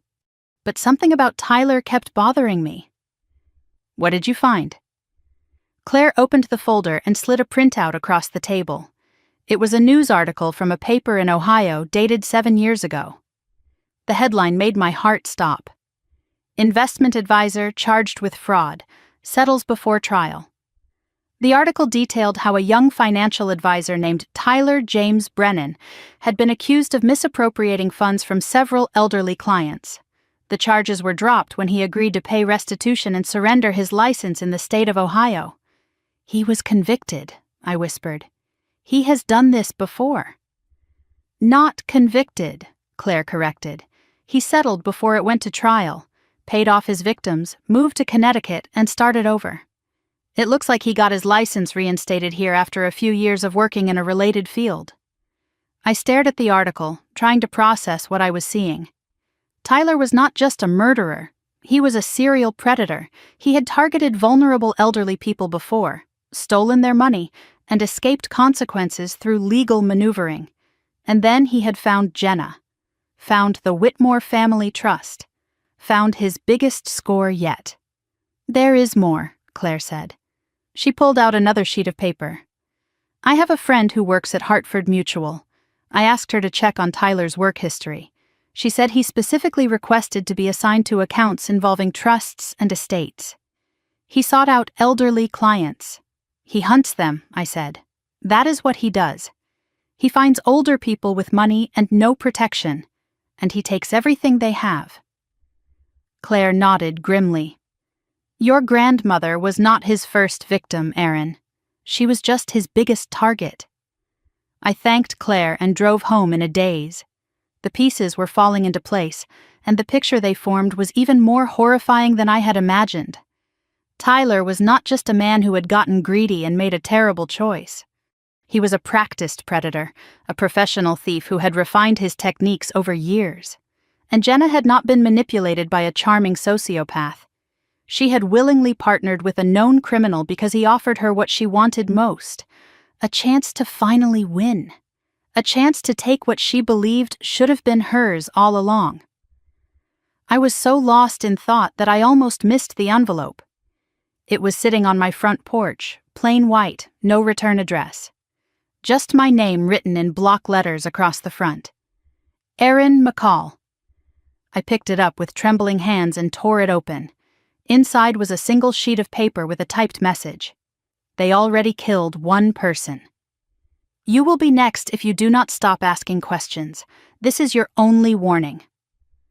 I stood on my porch, the autumn wind cutting through my sweater, and read the message 3 times. Someone knew I was investigating, someone was watching, and that someone wanted me to know that my life was in danger. But instead of fear, I felt something else rising in my chest. Determination, fury, a cold, hard resolve that surprised even me.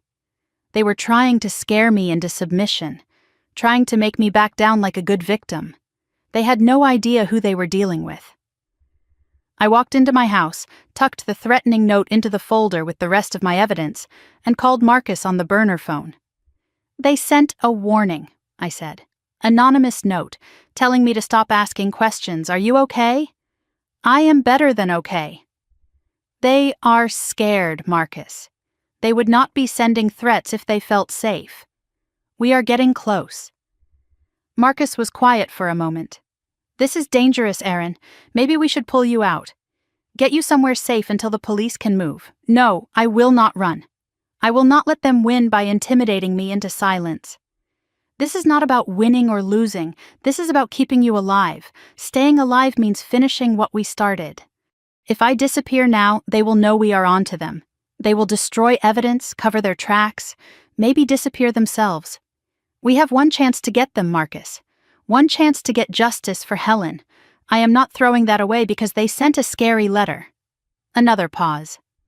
Then Marcus's voice, soft with something that might have been pride. You are the bravest person I have ever known. I am just a woman who is tired of being afraid. Now tell me what comes next.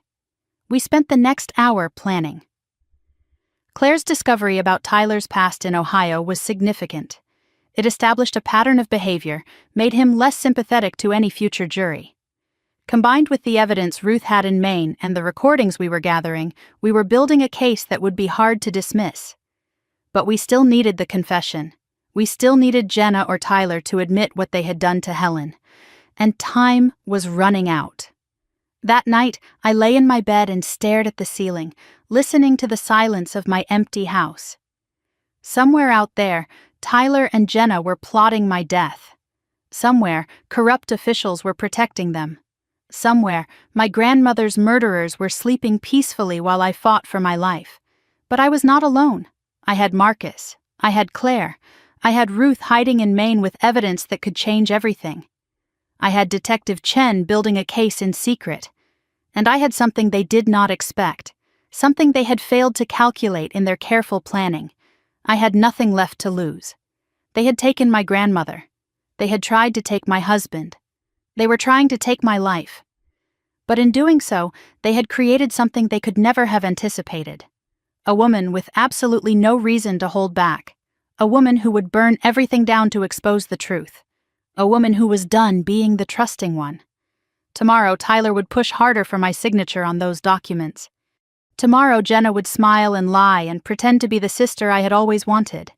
Tomorrow, I would play my part and wait for them to make a mistake. And when they did, I would be ready. 3 weeks of smiling at my sister while she planned my murder. I was starting to understand why people go insane. Every morning I woke up and put on my mask of grief. Every afternoon I welcomed Jenna and Tyler into my home and listened to their lies. Every night I collapsed into bed exhausted, wondering how much longer I could keep this up before something inside me shattered. The toll was visible now. I had lost 15 pounds since Marcus's funeral. Dark circles hung beneath my eyes like bruises. My hands trembled when I tried to pour coffee. All of this actually helped my performance. I looked exactly like what they expected to see. A widow falling apart. But inside, I was calculating, planning, waiting. I had recorded over 40 hours of conversations, but nothing definitive yet. Tyler was careful. He never directly mentioned Helen's murder. He never explicitly stated his plans for me. Every incriminating comment was wrapped in layers of plausible deniability. A good lawyer could explain away everything we had captured. Jenna was even worse. She deflected every conversation about the past, focusing relentlessly on moving forward, on helping me, on being the supportive sister I had always wanted. The performance was so convincing that sometimes I caught myself almost believing it.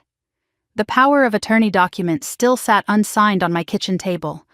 I had been stalling with excuses for weeks now. First, I needed to consult a lawyer. Then I needed to understand the tax implications. Then I was too emotional to make important decisions. Each excuse bought me another few days, but I could feel their patience wearing thin. Last night, I dreamed of Helen. She stood in the kitchen of her house on Maple Street, wearing the blue apron she always wore when she baked. She looked at me with eyes full of love and sorrow. "Be patient, child," she said. "The truth always surfaces. Just do not drown before it does." I woke up crying. Real tears, not performed ones. I was not sure how much longer I could keep this up. Jenna arrived that morning alone, which was unusual. Tyler typically accompanied her on every visit, watching me with those calculating eyes. But today it was just my sister, standing on my porch with her tight smile and her designer handbag. "We need to talk about the paperwork, Erin," she said the moment she stepped inside. Her voice was different, harder. The sweetness she usually wrapped around her words was gone. The power of attorney? I played confused. I have been meaning to look at it, but everything has been so overwhelming. It has been 3 weeks. Jenna cut me off, something she had never done before. Tyler has been incredibly patient. But there are deadlines. Financial matters that need attention. I know. I am sorry. It is just that every time I look at those papers, I see Marcus's name, and I cannot bring myself to... I let tears well up, drawing on the reservoir of genuine grief that never seemed to empty. Jenna's expression flickered. Annoyance masked as sympathy. "I understand, sweetie, but Marcus would want you to be practical. He would not want you falling apart." The irony was staggering. Jenna lecturing me about what Marcus would want. Marcus, whose murder she had helped plan. Marcus, who was alive and listening to every word through the recording device hidden in my living room. "Give me until the end of the week," I said. "I promise I will sign everything." Jenna studied me for a long moment. Something calculating moved behind her eyes. "Fine, end of the week. But Erin, I am worried about you. You seem distant lately. Distracted." My heart pounded. Did she suspect something? "I am just tired. Grief is exhausting." Jenna nodded slowly, but her eyes never left my face. She knew something was wrong. She just could not figure out what. That afternoon, Tyler arrived alone. No casseroles this time, no pretense of family concern. He walked into my living room like he owned it and sat across from me without being invited. "Your sister tells me you are having trouble with the paperwork." His tone was different. The friendly mask was thinner now. The predator beneath was becoming more visible. "I just need more time." Tyler leaned forward, elbows on his knees. "I am going to be honest with you, Erin. The financial situation is more complicated than you realize. Marcus left some irregularities, things that need to be cleaned up quickly." "What kind of irregularities?" Questions he was asking, people he was talking to. Tyler's eyes never blinked. It made certain parties nervous. "I do not understand. You do not need to understand." His voice hardened. "You just need to trust me. Sign the papers, let me handle the finances, and everything will be fine." "And if I do not?" The temperature in the room seemed to drop. Tyler's smile remained fixed, but his eyes went cold.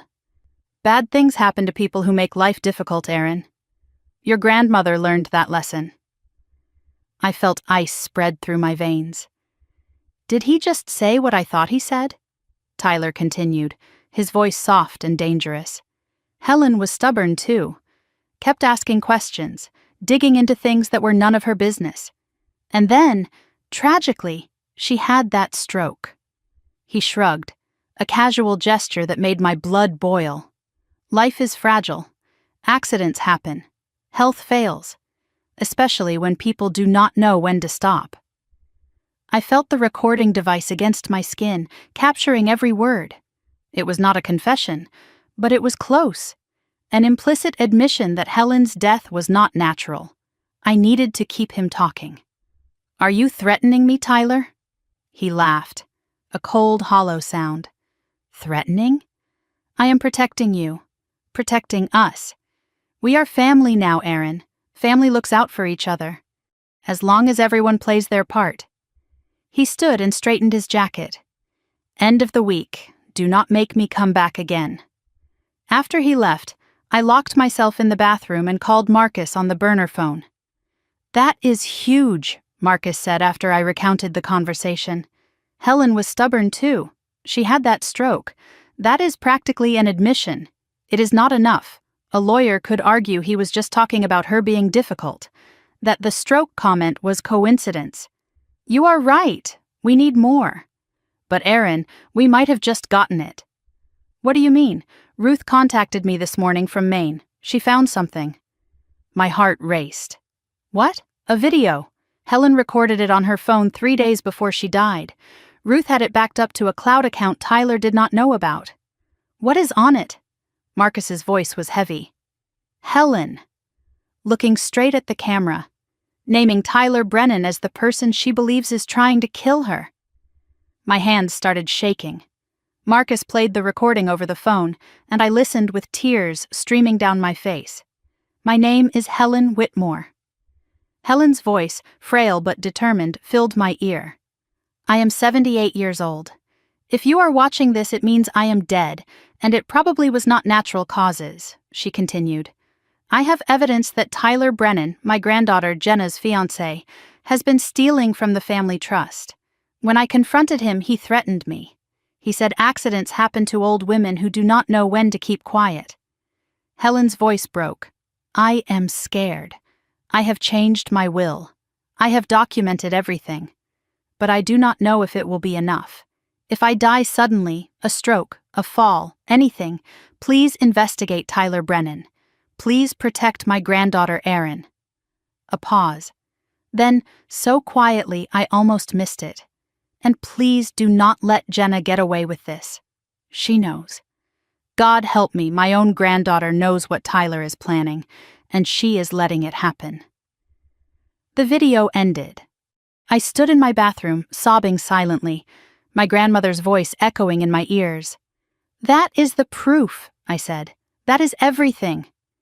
It is Helen's testimony, which is powerful, Marcus replied. But legally, it is hearsay. She did not witness her own murder. She suspected what would happen. A defense attorney could argue she was paranoid or confused. So what do we need? A confession. Jenna or Tyler admitting they killed Helen.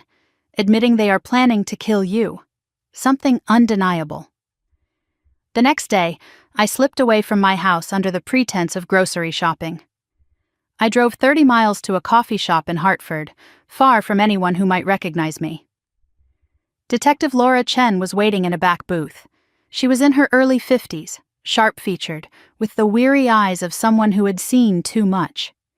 She listened to my story without interrupting, then sat in silence for a full minute. When I investigated Helen Whitmore's death, something felt wrong, Chen finally said. The timeline was too neat. The medication change was suspicious. But my captain told me to close it. Natural causes, no evidence of foul play. Tyler's uncle, I said. The city councilman. Chen nodded. I could not prove the connection, but I knew. That is why I kept my own files. Unofficial. Off the record. She slid a folder across the table. Everything I gathered before I was shut down. I opened the folder with trembling hands. Medical records showing Helen's medication was changed without proper justification. Phone records showing calls between Tyler and Dr. Mercer in the weeks before Helen's death. Financial records showing a $200,000 payment to an offshore account 3 days after Helen died. I could not act on any of this, Chen explained. Chain of custody issues, my captain blocking me, Tyler's connections protecting him. But now I have Helen's video, your recordings, Ruth's testimony, and a pattern that is impossible to ignore. If we can get Jenna or Tyler to confess on tape, I can take this to the state attorney general. Bypass the local corruption entirely. How do we get that confession? Keep pushing, but be careful. These people have killed before. They will not hesitate to kill again. I returned home exhausted but energized.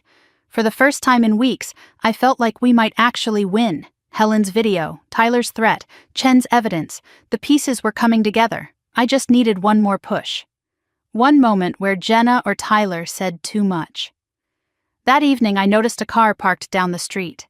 The same car I had seen 3 times this week. Tyler's people watching my movements. I waved at them cheerfully, playing the oblivious widow. Inside, my mind raced. They were getting impatient. They knew something was wrong. My phone buzzed. A text from Claire. Tyler came to the school today, asked the principal about your schedule, said he was concerned about your well-being. Principal told him everything. My stomach dropped. Tyler now knew exactly when I left for work, when I returned, what my routine was. He was preparing. The window was closing. I texted Marcus. Tyler is tracking my schedule. He visited my school. His response came quickly. How soon until end of week? 3 days. I am moving up the timeline. Ruth is coming down from Maine tomorrow with the original evidence. We need to force a confession in the next 48 hours. How? I have an idea, but you are not going to like it. Tell me. We let Jenna think she is winning. You sign the power of attorney. I stared at the phone. What? A fake one. Chen will prepare documents that look legitimate but are legally void. When Jenna and Tyler think they have won, they will let their guard down. That is when they will talk. Late that night, I was in the bathroom with the burner phone, water running for cover. Marcus and I were reviewing the plan in whispered voices. Are you sure about this? Signing fake documents feels dangerous. It is our best shot. Once they think they have won. The bathroom door flew open. Jenna stood in the doorway. She was not supposed to be here. She had a key now, I realized.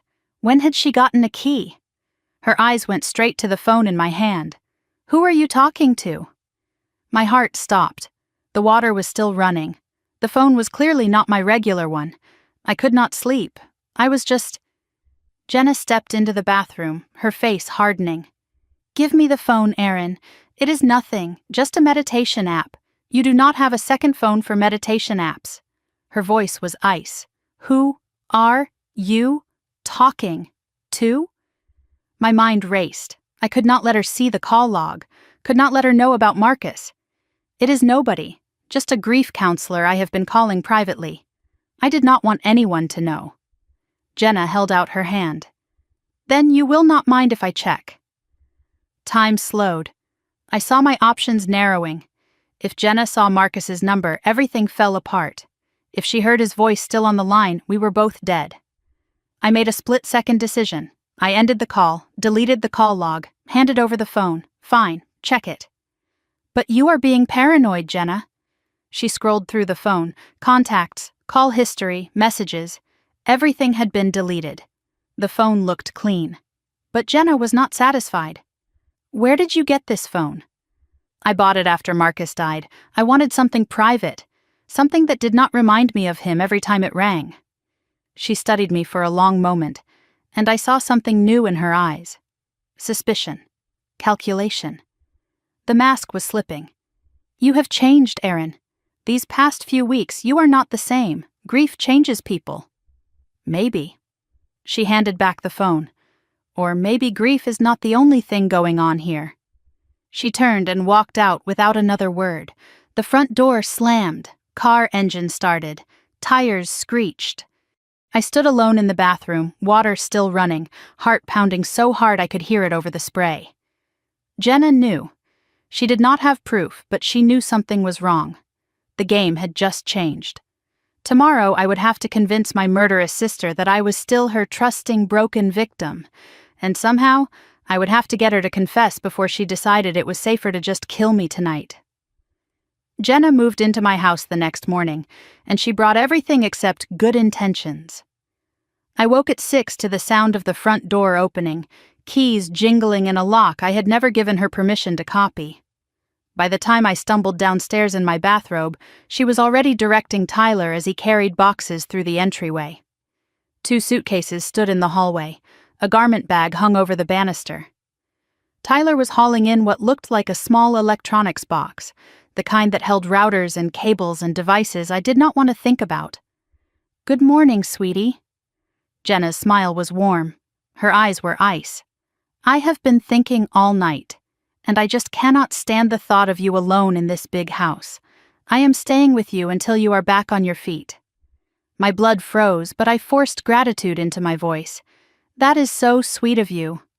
But you really do not have to. Tyler cut me off without looking at me. Family takes care of family. Besides, Jenna has been worried sick about you since last night. Since she found me with the burner phone, since she realized something was wrong. I understood immediately what this was. Not an invitation. Not sisterly concern. This was a capture, a hostile takeover disguised as compassion.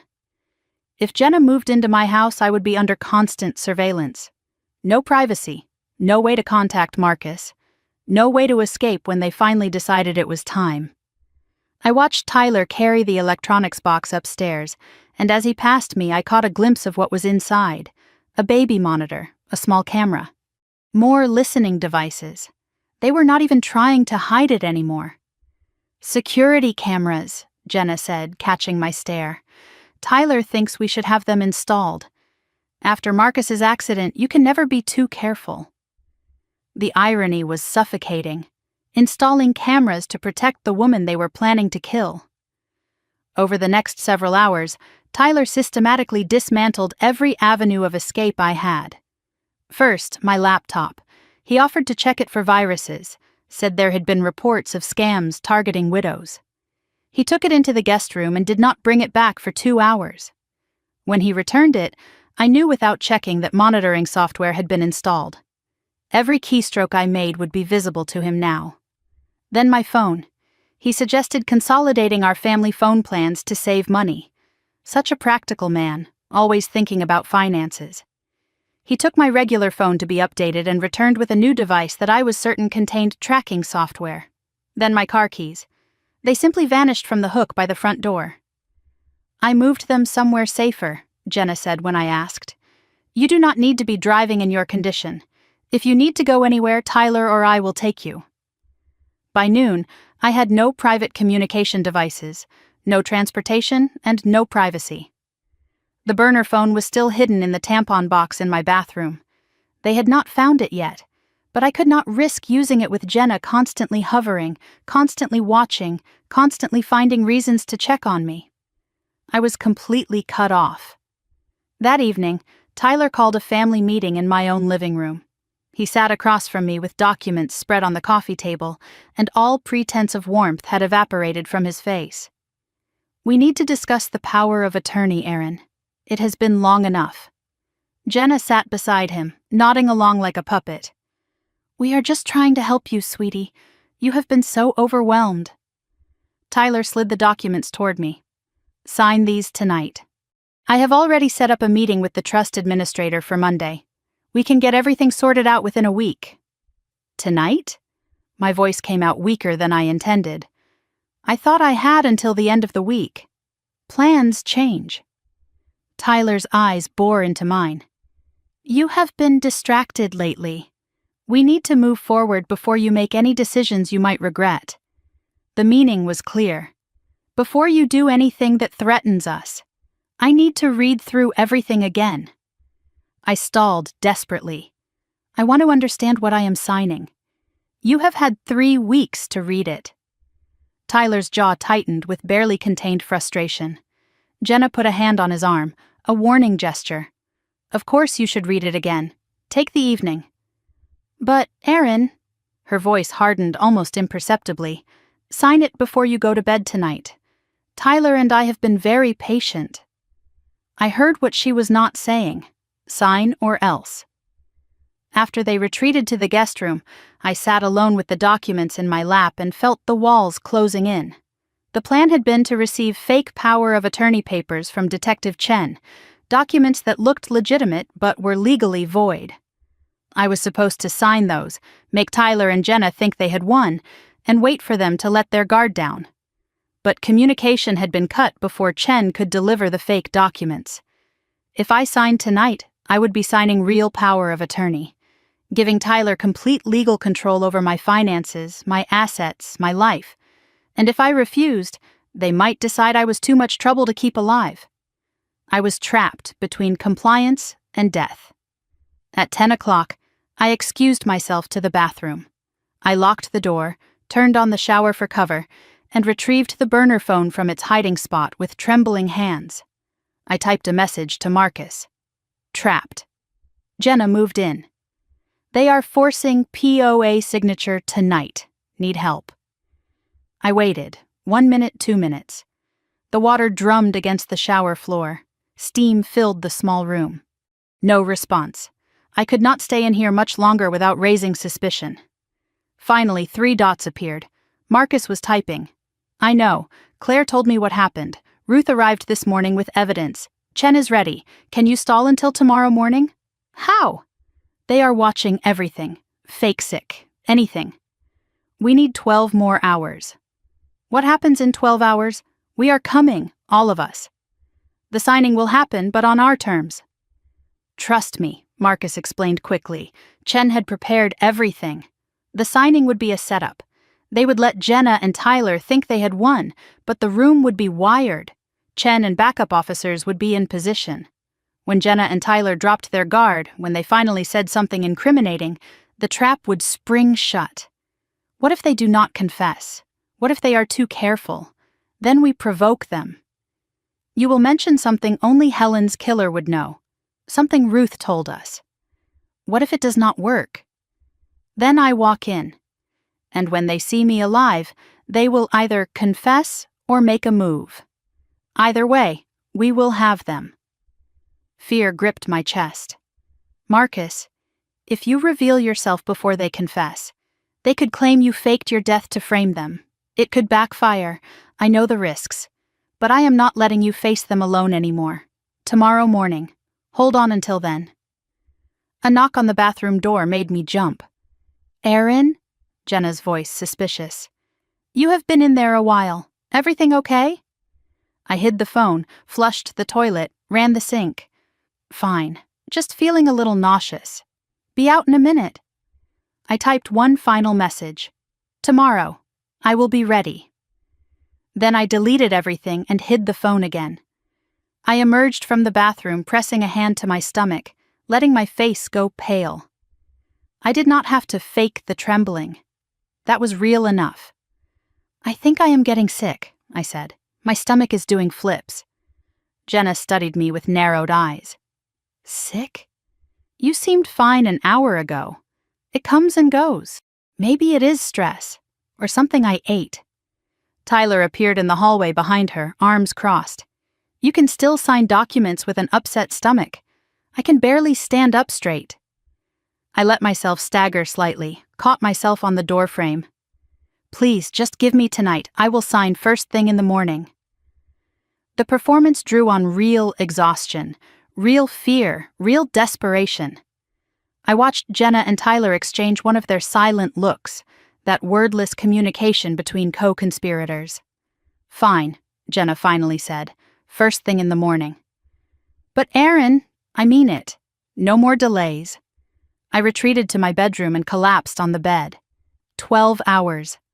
I just had to survive 12 hours. Sleep was impossible.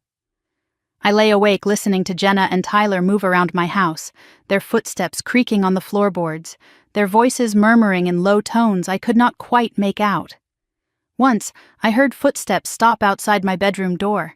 Someone standing there listening, checking if I was asleep. I forced my breathing to stay slow and even, feigning rest. The hours crawled by like years. While I lay trapped in my own home, things were happening across town that I would not learn about until later. Ruth Gonzalez had arrived from Maine at 7 that morning, carrying a metal lockbox that contained everything we needed to bring Tyler down. She met Marcus, Edward, and Detective Chen at the Vermont cabin, and she brought evidence that made even the veteran detective go pale. Helen's original medication bottles, the ones from before Dr. Mercer switched them, preserved exactly as they had been 6 months ago. A handwritten letter from Helen explaining her suspicions dated 3 days before her death. Photographs of documents from Helen's home office that had mysteriously disappeared after the funeral. And most damning of all, a thumb drive containing a recording of Tyler's voice, captured on Helen's phone during their final confrontation. Tyler's voice on the recording was cold and menacing. If you do not change the will back, I will make sure you regret it. Old women fall downstairs all the time. Old women have heart attacks in their sleep. Choose wisely, Helen. Detective Chen reviewed everything with grim satisfaction. This is enough for an arrest warrant. But for a murder conviction, we still need them to incriminate themselves about what they actually did, not just what they threatened. That is why the signing has to happen, Marcus said. They think they have won. They will get careless." Ruth's voice shook with emotion. "Mrs. Helen trusted me. She made me promise to keep these safe until the time was right. I think the time is right." Edward put a hand on her shoulder. "We are going to get justice for her, Ruth. I promise." They spent the night preparing. Chen coordinated with state police because local Ashford police could not be trusted. Undercover officers would pose as the notary and legal assistants at the signing. Every inch of that room would be wired. Marcus would be watching via live feed from a vehicle nearby. If things went wrong, he was prepared to walk in and blow his cover to save me. At 5:47 in the morning, I heard movement in the hallway outside my bedroom. Jenna was already awake. A soft knock. "Aaron, time to get ready. We are leaving for the signing at 8. I showered and dressed carefully, choosing professional but subdued clothing. The recording device, freshly charged, was hidden in the lining of my bra. A second recorder, backup, was sewn into the hem of my jacket. I applied makeup to cover the dark circles, to look composed, to look compliant. In the mirror, I barely recognized myself. 3 weeks ago, I was a grieving widow. Now I was a weapon aimed directly at my sister's heart. I walked downstairs to find Tyler on his phone, speaking in low tones near the kitchen window. He did not see me standing at the top of the stairs. "Everything is set," he said. "She will sign this morning. By noon, we will have full control." A pause while the person on the other end spoke. "Once the paperwork clears, we wait a few weeks. Let things settle. Then we handle her the same way we handled the grandmother. Mercer is on standby." My blood turned to ice. Dr. Mercer, the doctor who killed Helen, he was ready to kill me too. Tyler turned and saw me on the stairs. His face went perfectly blank, revealing nothing of the monster beneath. "Morning, Aaron. Ready for today?" I descended the stairs, each step measured, controlled, hiding the terror behind a mask of exhaustion. "Ready. Let us get this over with." Tyler drove. Jenna sat in the back with me, making small talk about nothing. The weather, a restaurant she wanted to try, a show she had been watching. Normal conversation between sisters, as if she was not taking me to sign away my life. I responded on autopilot, my mind elsewhere. Somewhere behind us, I hoped Marcus was following. Somewhere ahead, I prayed Detective Chen was waiting. We pulled into the parking lot of a gray office building in downtown Hartford, and I felt the world narrow to a single point. Everything I had endured, the fake funeral, the grief, the 3 weeks of smiling at my sister while she planned my death, it all came down to the next hour. I touched the recording device through my shirt, felt its reassuring presence against my heart. One way or another, this ended today. Either I would walk out of that building with a confession, or I would not walk out at all. I opened the car door and stepped into the cold November air. Jenna took my arm, sisterly and solicitous. Tyler walked ahead, checking his phone, already counting his stolen millions. They had no idea what was waiting for them inside, and I intended to keep it that way until the very last moment. The law office of Henderson and Associates occupied the 14th floor of a glass tower in downtown Hartford, and walking through those doors felt like stepping into my own execution chamber. The reception area was all polished marble and leather chairs, fresh flowers on every surface, the smell of expensive coffee drifting from somewhere unseen.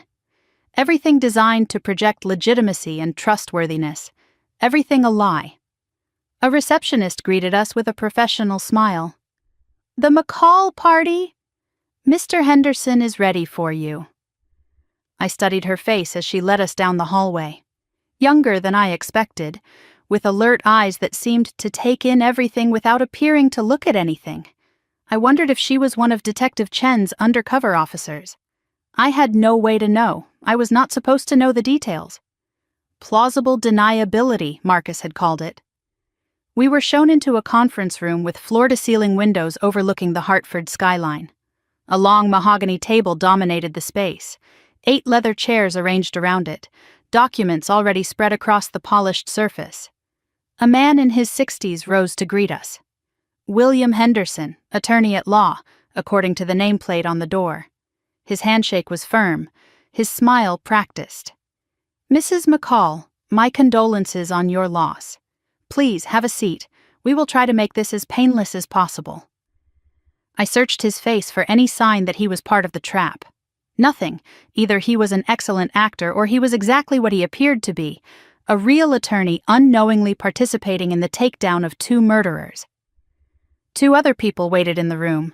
A woman in her 50s with reading glasses perched on her nose, introduced as the notary public. A man in his 30s with an athletic build, introduced as a legal assistant. I noticed the assistant's jacket fit oddly, a slight bulge at his hip.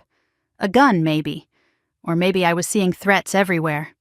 I touched the recording device hidden against my chest and took my seat.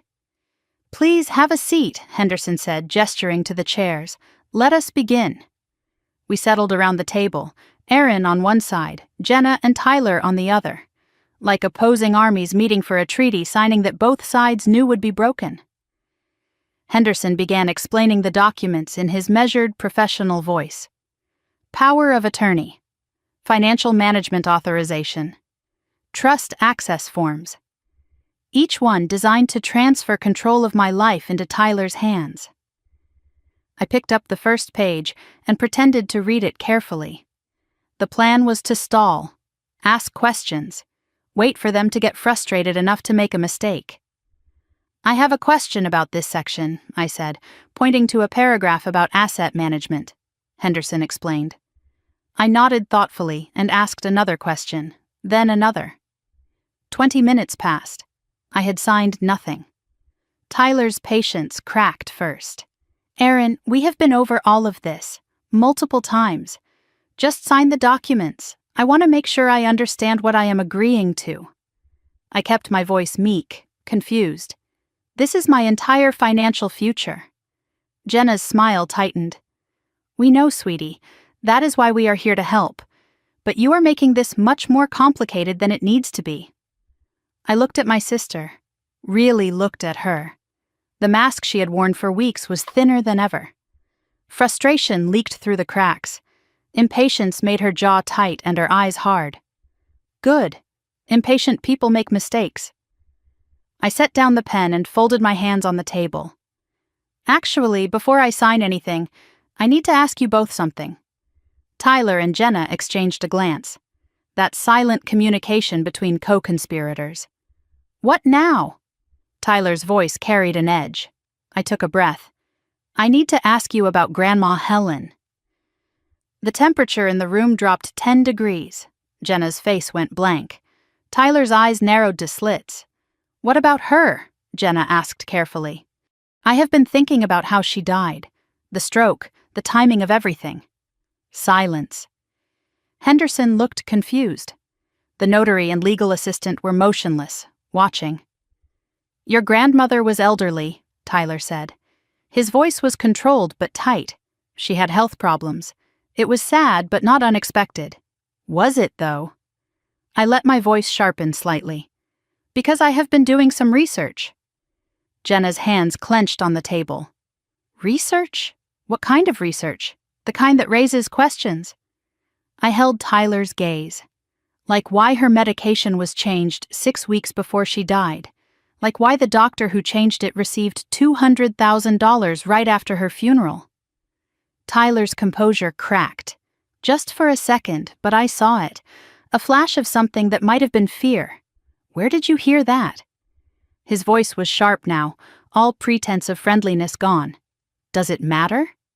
The point is, I heard it. And I have been wondering, did Grandma Helen really die of natural causes? Aaron, what are you implying? Jenna's voice rose. That is insane. Is it? I turned to face my sister directly. Because I also found out that Grandma changed her will right before she died. Changed it so I got more than you, Jenna. And then, conveniently, she died before she could change it again. Jenna stood abruptly, her chair scraping against the floor with a screech. I do not have to listen to this. Tyler grabbed her arm with a controlling grip. Jenna, sit down. He turned to me, his voice dangerously calm. I do not know where you are getting this information, but you need to stop, right now.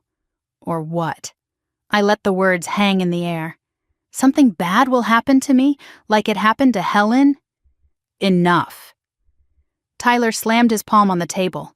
Everyone jumped. Henderson looked alarmed. The notary and assistant tensed but did not move. Tyler caught himself, forced his voice back to something resembling calm. Aaron, you are clearly not in the right state of mind to make financial decisions. Maybe we should postpone this. No. I shook my head. I want to finish this conversation. I want to know the truth. I looked directly at Jenna. Did you know, Jenna? Did you know what Tyler was planning for our grandmother? My sister's face was white as paper. Her mouth opened and closed. No words came out. That silence was more damning than any confession. How do you know about the texts? Jenna's voice was barely a whisper. Tyler, how does she know about the texts? Shut up, Jenna. Tyler's command was sharp as a knife. But Jenna was unraveling now, weeks of tension and guilt spilling out. You said no one would ever find out. You said it was untraceable. How does she know? I said, shut up, Tyler roared. The legal assistant stepped forward slightly. The notary had her hand near her purse. I pressed harder. Jenna, please, I need to hear you say it. Did you know Tyler was going to kill our grandmother? My sister was crying now. Real tears. Ugly tears. Snot running down her face, mascara streaking her cheeks. The composed, calculating woman I had been living with for 3 weeks was gone. In her place was something broken and desperate. I did not want to, she sobbed. You do not understand what it was like. She was going to cut me out of everything. Everything that should have been mine. Jenna, stop talking. Right now. Tyler's voice was dangerous, but Jenna was beyond hearing him. She always loved you more, Aaron. Always. And when she changed the will, when she told me I would only get 30% because I was not trustworthy, I could not let her do that to me. Tyler moved toward Jenna, trying to silence her physically now. But I was faster. What did you do, Jenna? Say it. The words exploded out of her like they had been trapped for months, desperate to escape. We killed her, okay? Is that what you want to hear? Tyler switched her medication and I knew about it and I did not stop him. She was supposed to die in her sleep, but she suffered, and I had to watch, and I have been living with it ever since. Silence. Absolute, devastating silence. Tyler's face was a mask of fury. You stupid, stupid woman, you just... He stopped, looked around the room, at Henderson, frozen in shock, at the notary, who was no longer pretending to look at paperwork, at the assistant, whose hand was now clearly on his weapon. Understanding dawned in his eyes. This is a setup. Everything happened at once. The legal assistant drew his weapon. Hartford police. Nobody move. The notary was on her feet, badge in hand. Tyler Brennan, Jenna Dawson, you are under arrest for the murder of Helen Whitmore. Henderson dropped to the floor and crawled under the table. Apparently he had been a real attorney after all. The door burst open. 2 more officers, guns drawn, flooding into the room. But Tyler moved faster than anyone expected. He grabbed Jenna and shoved her toward the officers. A human shield, a distraction. In the chaos, while everyone was focused on my screaming sister, he lunged across the table. His hand closed around my wrist with crushing force. He yanked me toward him before I could react. Cold metal pressed against my temple. Everybody back. Tyler's voice was barely recognizable. The smooth, charming man I had known was gone. In his place was something feral and desperate. Or I swear to God I will kill her right here. The room froze. Officers had guns raised but could not shoot. I was in the way, Tyler's arm locked around my throat, the gun barrel digging into my skull. Jenna was on the floor, sobbing, being handcuffed by 2 officers who kept their eyes on Tyler. This is how it is going to work, Tyler said. I am walking out of here with her. Anyone follows, she dies. I could feel his heart pounding against my back, racing. Desperate. The gun was cold against my temple.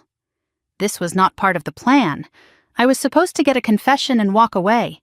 Instead, I was a hostage, a bargaining chip in a killer's escape. Tyler dragged me toward the door, keeping the officers in front of him. The lead officer spoke calmly. "Mr. Brennan, let us talk about this. There is no way out of this building that does not go through us. Then you better clear a path, because I have got nothing to lose." He was right.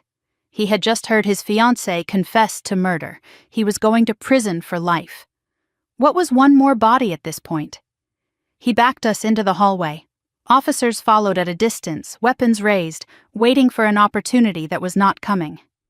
The elevator dinged. Doors slid open. "Get in," Tyler commanded. "Just you and me, Aaron. Anyone else gets in, she dies." He shoved me inside and jammed the close door button. The doors slid shut, cutting us off from the officers, from help, from hope. We were alone, descending. Tyler was breathing hard, sweat dripping down his face. The polished, controlled man I had met at Jenna's engagement party was completely gone. "You think you are so clever," he hissed in my ear. "You think you won. But I am not going to prison, not ever." "Tyler, please, this does not have to end like this." He laughed. A terrible sound. "It ended the moment your grandmother decided to play favorites. It ended when Marcus started snooping. And it ends when I walk out of this building and disappear." "And what about me?" Tyler's voice was ice. "You are my insurance until I am clear. After that..." He did not finish the sentence. He did not have to. The elevator reached the lobby. Doors opened. Tyler pulled me out, gun still at my head. The lobby was chaos. People screaming, running, security guards shouting into radios. Through the glass front doors, I could see police cars, lights flashing, officers taking positions. And then, walking through the front entrance of the building, calm as a man taking a Sunday stroll, came Marcus McCall. Alive. Whole, looking directly at Tyler with an expression that could freeze fire. Tyler stopped dead. His grip on me loosened just slightly. "No," he whispered. "No, you are dead." I saw the accident. I saw the body. Marcus kept walking toward us, hands raised, voice steady. "You saw what I wanted you to see, just like you showed Helen what you wanted her to see, just like you showed everyone. Stay back." Tyler's gun hand was shaking now. "I will kill her. I swear I will." "No, you will not. Because if you pull that trigger, you have nothing left. No hostage, no leverage, no escape." Marcus took another step. "Let my wife go, Tyler. It is over." Tyler was coming apart. The man who had planned everything, who had controlled everything, was watching his world crumble. "You were supposed to be dead." His voice cracked. "I planned everything. The accident, the body, everything. You planned to kill me, and you failed, just like you are going to fail now. I will not go to prison." His attention was fully on Marcus. Rage, fear, disbelief. His grip on me loosened just enough. I remembered the self-defense move Marcus had taught me years ago. I drove my elbow back into Tyler's solar plexus with everything I had. He doubled over, gun arm swinging wild. I dropped, rolled away. A shot rang out. Not Tyler's gun. A police sniper positioned on the building across the street. Tyler crumpled to the marble floor, weapon clattering away, clutching his shoulder and screaming. Officers swarmed in, pinning him down, cuffing him. It was over. Marcus ran to me, pulled me into his arms. I was shaking, crying, laughing, all at once. "You are alive," I said into his chest. "You are really alive. I told you I would come back." He held me tight. "I told you I would not let them hurt you." Behind us, Tyler was screaming as they dragged him away. "She is the one. Jenna is the one who did it. I will testify. I will tell you everything." But no one was listening anymore. I pulled back, looked up at Marcus, touched his face to make sure he was real. "Helen is watching," I said quietly. "Somewhere she is watching." Marcus kissed my forehead. "Then let us make sure she sees us finish this." They led me outside into the cold November air, past the police cars and the crime scene tape and the gathered crowd trying to understand what had just happened. Somewhere in that building, Jenna was being read her rights. Somewhere behind us, Tyler was bleeding and screaming and bargaining for a deal he would never get. And somewhere above it all, I liked to think my grandmother was finally at peace, knowing that the people who killed her would spend the rest of their lives paying for it. But as I leaned against my not-so-dead husband and watched the chaos unfold, I knew one thing with absolute certainty. This was not the ending. This was just the beginning of justice finally being served. The next hour passed in fragments, like a film reel with missing frames. Police lights strobing red and blue across the Hartford skyline, shouting voices and radio static. Marcus's hand gripping mine so tight it almost hurt, and the beautiful, terrible sound of my sister screaming as they loaded her into a patrol car. I sat on the bumper of an ambulance, wrapped in a shock blanket I did not remember receiving. EMTs had checked my vitals, elevated heart rate, mild bruising on my throat where Tyler's arm had crushed against my windpipe, but otherwise unharmed, physically at least. Marcus sat beside me close enough that our shoulders touched. Neither of us spoke. There was too much to say and no words that could hold it all. Across the parking lot, Tyler was being loaded into a separate ambulance under armed guard. His shoulder wound was being treated, but the screaming had not stopped. He was still bargaining, still threatening, still insisting that Jenna was the real mastermind, and he was just following orders. Nobody was listening. I watched them close the ambulance doors on him and felt nothing. Not satisfaction, not relief. Just a hollow emptiness where rage used to live. Then I saw Jenna. She was sitting in the back of a police cruiser, hands cuffed behind her, face streaked with ruined makeup. She was not screaming anymore. She was not crying. She was just sitting there, staring at nothing, like someone had reached inside her and turned off all the lights. I caught her eye through the window. For one moment, my sister looked at me, really looked at me. And in that moment, I searched for something familiar. The girl who used to braid my hair, the teenager who stayed up late with me watching horror movies, the woman who had stood beside me at our grandmother's funeral and wept. But there was nothing there. Just emptiness. Just a stranger wearing my sister's face. Then Jenna turned away and something inside me broke. Not into pieces, but into a new shape. A shape that could hold this grief without being destroyed by it. I buried my face in Marcus's chest and let myself cry. Detective Chen found us 20 minutes later. She looked exhausted but satisfied, like a hunter who had finally caught prey she had been tracking for years. Mrs. McCall. Mr. McCall. She nodded to each of us in turn. We need to talk. We followed her to a quieter corner of the parking lot, away from the media cameras that had already begun to gather. While you were in the signing, we executed arrest warrants simultaneously at 3 locations, Chen said. Her voice was businesslike, but I could hear the triumph underneath. Mercer? Marcus asked. Chen nodded. Dr. Nathan Mercer was arrested at his home in Glastonbury 40 minutes ago. He is already talking. Talking, I repeated, singing like a canary. The moment he heard Tyler was in custody, he started bargaining. He has given us everything. The medication switch, the payment, how Tyler approached him, how they planned to make Helen's death look natural. I felt the world tilt beneath me. So it is really over? We have proof, we have confessions, physical evidence, financial records, and witness testimony. Your grandmother's death will be officially reclassified as homicide by end of day. Homicide.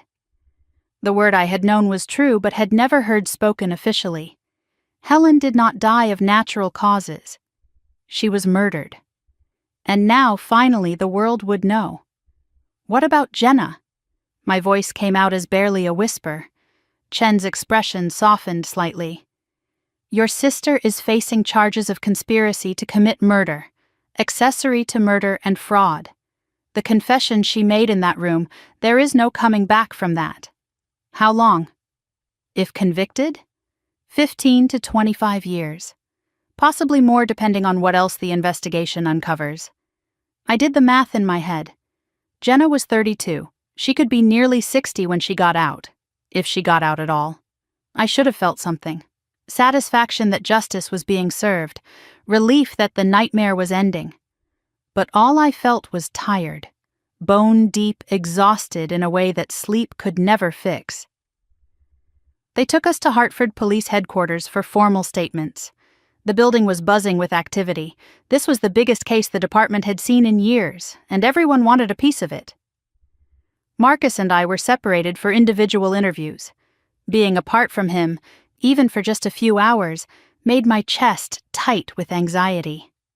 I had spent 3 weeks pretending he was dead. Now that I had him back, I could not bear to let him out of my sight. A female detective led me to a small interview room and took me through everything from the beginning. The funeral, Edward's phone call, discovering Marcus was alive. The 3 weeks of playing the grieving widow while gathering evidence. I told her about the recordings, the listening devices, Tyler's threats, Jenna's slip-ups. Every moment of fear and rage and desperate hope that had led to this day. When I finished, the detective looked at me with something like awe. "Mrs. McCall, what you did was incredibly brave and incredibly dangerous. I did not have a choice. They killed my grandmother. They were going to kill me.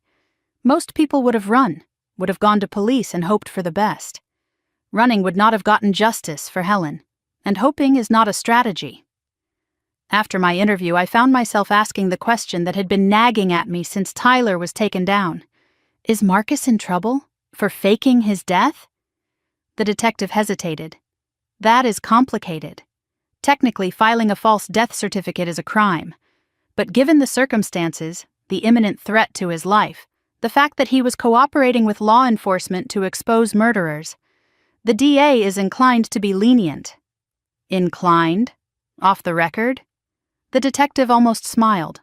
No prosecutor in their right mind is going to charge a man who faked his death to catch his wife's would-be murderers. The optics alone would be a nightmare. Relief flooded through me. One less thing to worry about.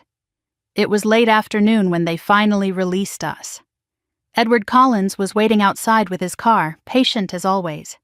The drive home was silent. There was too much to say and no way to say it. When we pulled into the driveway of our house, I just sat there for a moment, staring at the yellow siding and the red door and the maple tree Marcus had planted the year we moved in. The house looked the same, but everything was different now. Jenna's cameras were still inside, her suitcases were still in the guest room. The power of attorney documents were probably still on the kitchen table. "I do not know if I can go in there," I admitted. Marcus took my hand. "We do not have to. We can go to Edward's. We can go anywhere." But I shook my head. "No, this is our home. I am not letting them take that from me too." Inside, everything was exactly as we had left it that morning. Dishes in the sink, Jenna's coffee mug on the counter, the documents spread across the kitchen table like a trap waiting to be sprung. I walked through each room slowly, reclaiming the space. In the living room, I found the first listening device Tyler had planted and ripped it from its hiding spot behind the fruit bowl. Marcus found 2 more in the bedroom. We searched every corner, every shadow, until we were certain the house was clean. When we finished, the house felt different. Lighter.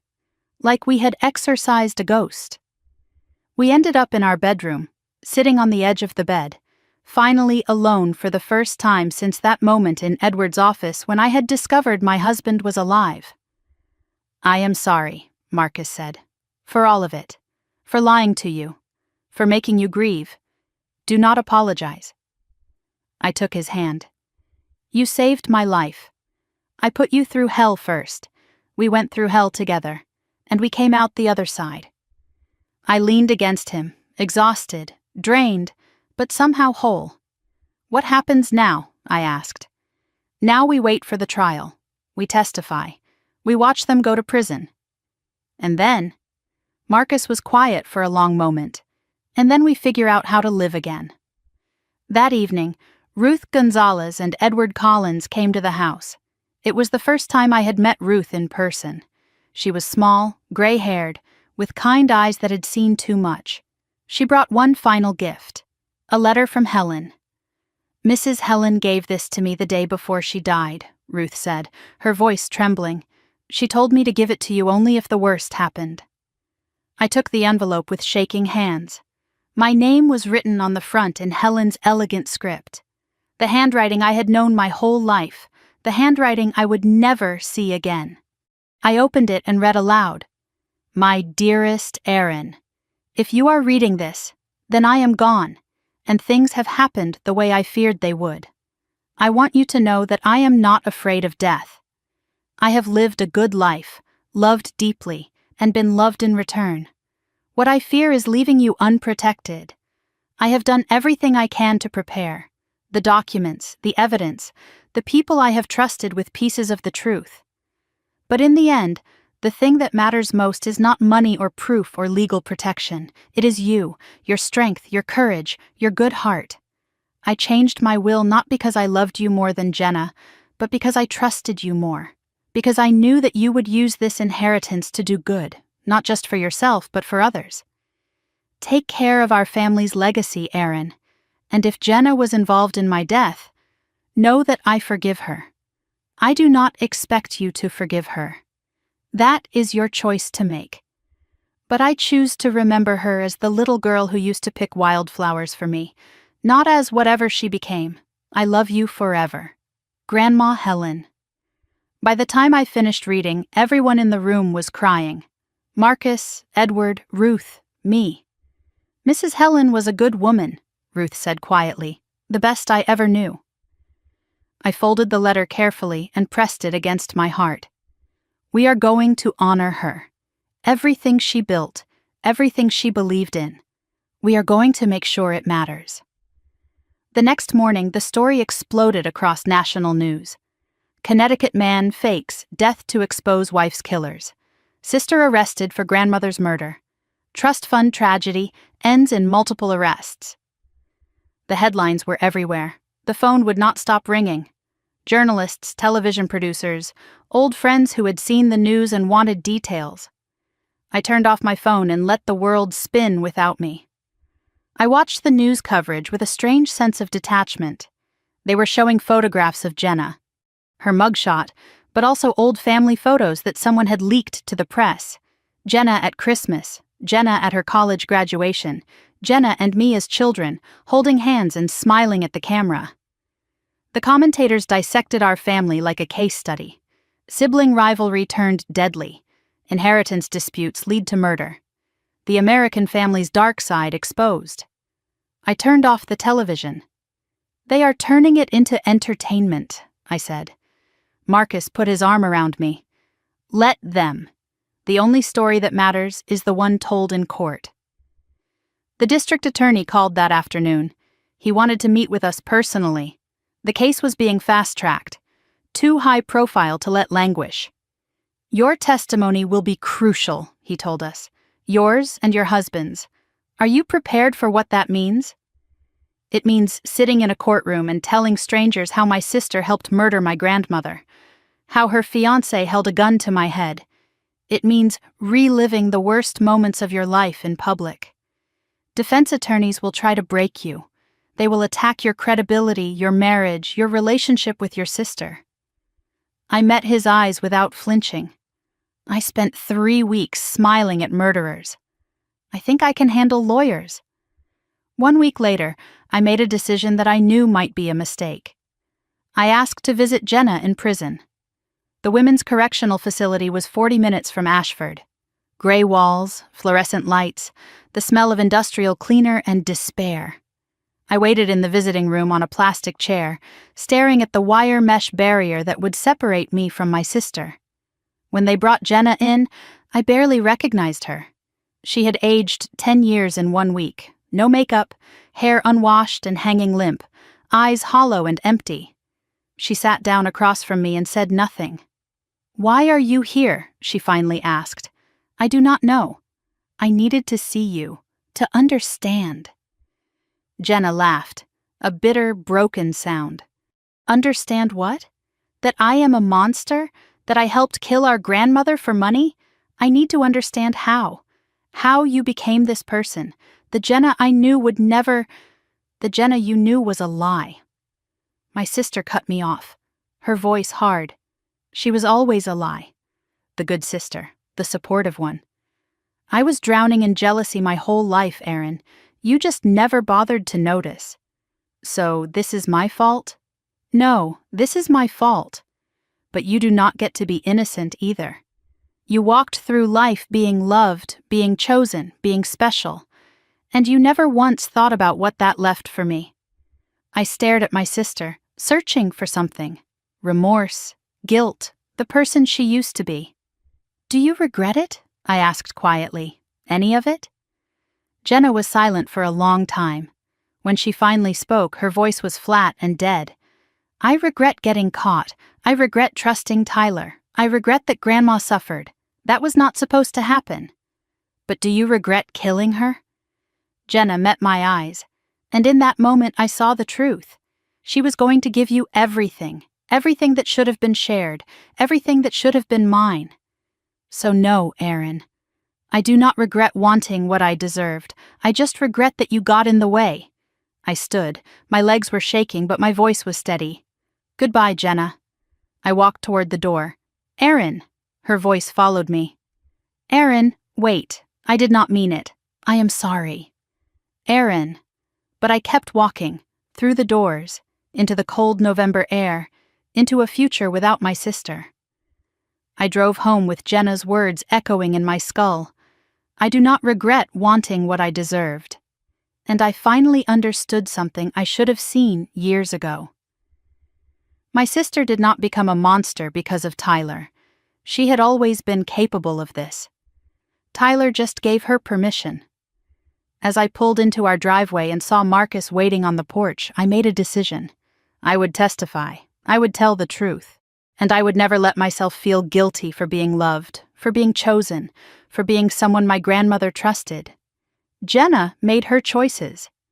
Now she would live with them, and so would I. The Hartford Superior Courthouse was built in 1892, and standing on its marble steps that cold February morning, I could not help thinking that the building had witnessed over a century of families torn apart. Today, it would witness mine. 4 months had passed since the arrest. 4 months of depositions, hearings, motions, and delays. 4 months of reliving the worst moments of my life for lawyers and judges and court reporters who typed every word with clinical detachment. The trial itself had lasted 3 weeks. Testimony from dozens of witnesses. Evidence presented in meticulous detail. The entire ugly truth laid bare for 12 strangers to judge. I had testified for 2 full days, Marcus for 1, Ruth Gonzalez for half a day, her voice shaking but her words clear. Dr. Mercer had turned state's witness in exchange for reduced charges, and his testimony was devastating. He described in clinical detail how Tyler had approached him, how they had planned the medication switch, how they had calculated exactly how long it would take for Helen's heart to fail. Tyler had tried to cut a similar deal, but it was too late. The district attorney was not interested in bargaining with the man who had held a gun to my head. Now it was Judgment Day. Marcus and I arrived at the courthouse surrounded by a swarm of media. Cameras flashed. Reporters shouted questions. I kept my eyes forward and let Marcus guide me through the chaos. Detective Chen met us at a side entrance and escorted us inside. The courtroom was packed, family members I barely recognized, media representatives with their notebooks and recorders, curious spectators who had followed the case on the news and wanted to see how the story ended. I took my seat behind the prosecution table and forced myself to look across the aisle. Tyler sat at the defense table, thinner than I remembered, his expensive suit hanging loose on his frame. His eyes were hollow, empty of the charm and confidence that had fooled so many people. He did not look at me. At a separate table wearing prison orange sat Jenna. My sister had not looked at me once during the entire trial. Not during my testimony. Not during the closing arguments. Not even now, as we waited for the verdict that would determine the rest of her life. The bailiff called the court to order. Judge Margaret Harrison entered, and we all rose. All rise for the Honorable Judge Harrison. She took her seat and surveyed the courtroom with stern eyes. Has the jury reached a verdict in the matter of the state of Connecticut versus Tyler James Brennan? The foreperson stood, a middle-aged woman with silver hair and a face that revealed nothing. We have, Your Honor. The charges were read one by one. Murder in the first degree in the death of Helen Whitmore. The foreperson's voice was steady. We, the jury, find the defendant guilty. The word echoed through the courtroom like a gunshot. Guilty. Attempted murder in the case of Marcus McCall. Guilty. Conspiracy to commit murder in the planned killing of Aaron McCall. Guilty. Financial fraud, elder abuse, witness intimidation. Obstruction of justice. Guilty, guilty, guilty, guilty. Each word landed like a hammer blow, driving nails into the coffin of Tyler Brennan's freedom. I watched his face as the verdicts were read. His composure cracked with the first guilty, shattered completely by the third. His lawyer grabbed his arm to steady him as the color drained from his face. For one brief moment, something that might have been pity flickered in my chest. Then I remembered the gun pressed to my temple. Helen dying alone and afraid. The casual way Tyler had discussed killing me like I was nothing more than an obstacle to be removed. The pity evaporated. Tyler turned in his seat, scanning the courtroom wildly, looking for something or someone. His eyes landed on Jenna. This is your fault. His voice rose to a scream. You confessed. You ruined everything. Guards moved to restrain him as he lunged toward the barrier separating him from the gallery. I should have killed you both when I had the chance. You and your whole worthless family. Order. Judge Harrison banged her gavel. Remove the defendant. They dragged Tyler out of the courtroom, still screaming, still blaming everyone but himself for the destruction he had caused. The doors closed behind him, cutting off his voice mid-curse. The courtroom settled. Now it was Jenna's turn. My sister sat perfectly still, hands folded on the table in front of her, face blank as a mask. The sweet, supportive sister persona she had worn for years was gone. In its place was nothing, just emptiness waiting to be filled with judgment. Has the jury reached a verdict in the matter of the state of Connecticut versus Jenna Marie Dawson? We have, Your Honor. The charges against Jenna were different but no less damning. Conspiracy to commit murder. Accessory to murder. Financial fraud. Obstruction of justice. The foreperson read each verdict with the same steady voice. Conspiracy to commit murder in the death of Helen Whitmore. We, the jury, find the defendant guilty. Accessory to murder, guilty. Financial fraud, guilty. Obstruction of justice, guilty. I watched my sister's face as each verdict fell. She did not flinch, did not cry, did not react at all. It was as if she had already gone somewhere else, somewhere no one could reach her, somewhere beyond guilt or innocence or consequences. The courtroom erupted in murmurs. Reporters rushed to file their stories. Somewhere behind me, someone was crying. I sat frozen, unable to move, unable to feel. I should have felt triumphant. Justice had been served. Helen had been avenged. Instead, I felt hollow. My sister was going to prison. My grandmother was still dead. There were no winners here, only survivors. 1 week later, we returned to the courthouse for sentencing. The atmosphere was different this time, quieter. The drama was over. Only the cold mathematics of justice remained. Judge Harrison addressed Tyler first. Mr. Brennan, you have been found guilty of murder in the first degree, attempted murder, conspiracy, fraud, and numerous other charges. Your crimes were calculated, cold-blooded, and motivated by pure greed. You targeted a vulnerable elderly woman, corrupted a medical professional, and planned to murder multiple members of the same family for financial gain. She paused, letting the weight of her words settle over the courtroom. I hereby sentence you to life imprisonment without the possibility of parole. Tyler's lawyer requested permission to speak. Denied. Tyler himself stood, trying to address the court.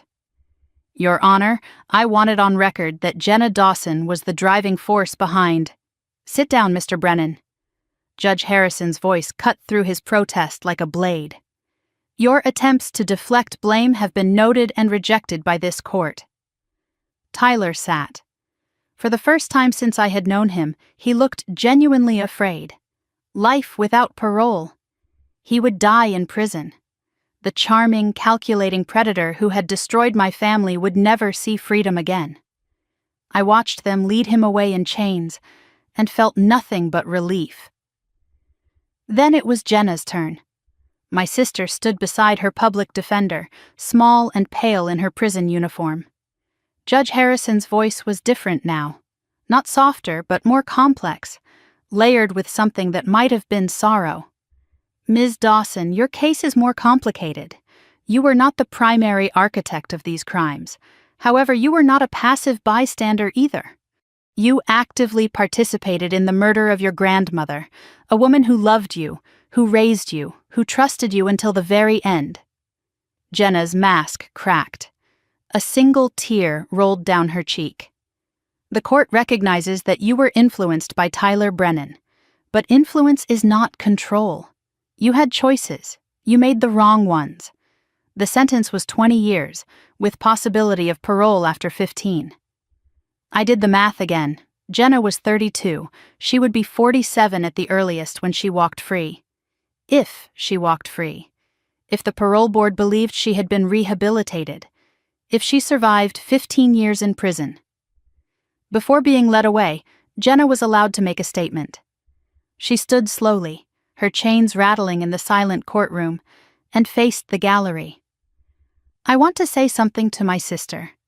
Judge Harrison nodded permission. Jenna turned to look at me directly for the first time since the trial began. "I know you hate me. You should. What I did was unforgivable." She paused, struggling for words that could never be adequate. "When we were kids, I used to wish I was you. You were so easy. Everything came easy to you. School, friends, grandma's love. I had to fight for every scrap of attention, and you just had it all. I felt tears burning my eyes but refused to let them fall. I told myself the money would make it even. That once I had what you had, I would finally feel like enough. But it did not work. Nothing Tyler promised came true. And now I have lost everything, including you." Her voice hardened slightly. "I am not asking for forgiveness. I know I do not deserve it. But I want you to know that I loved Grandma. In my own broken way, I loved her.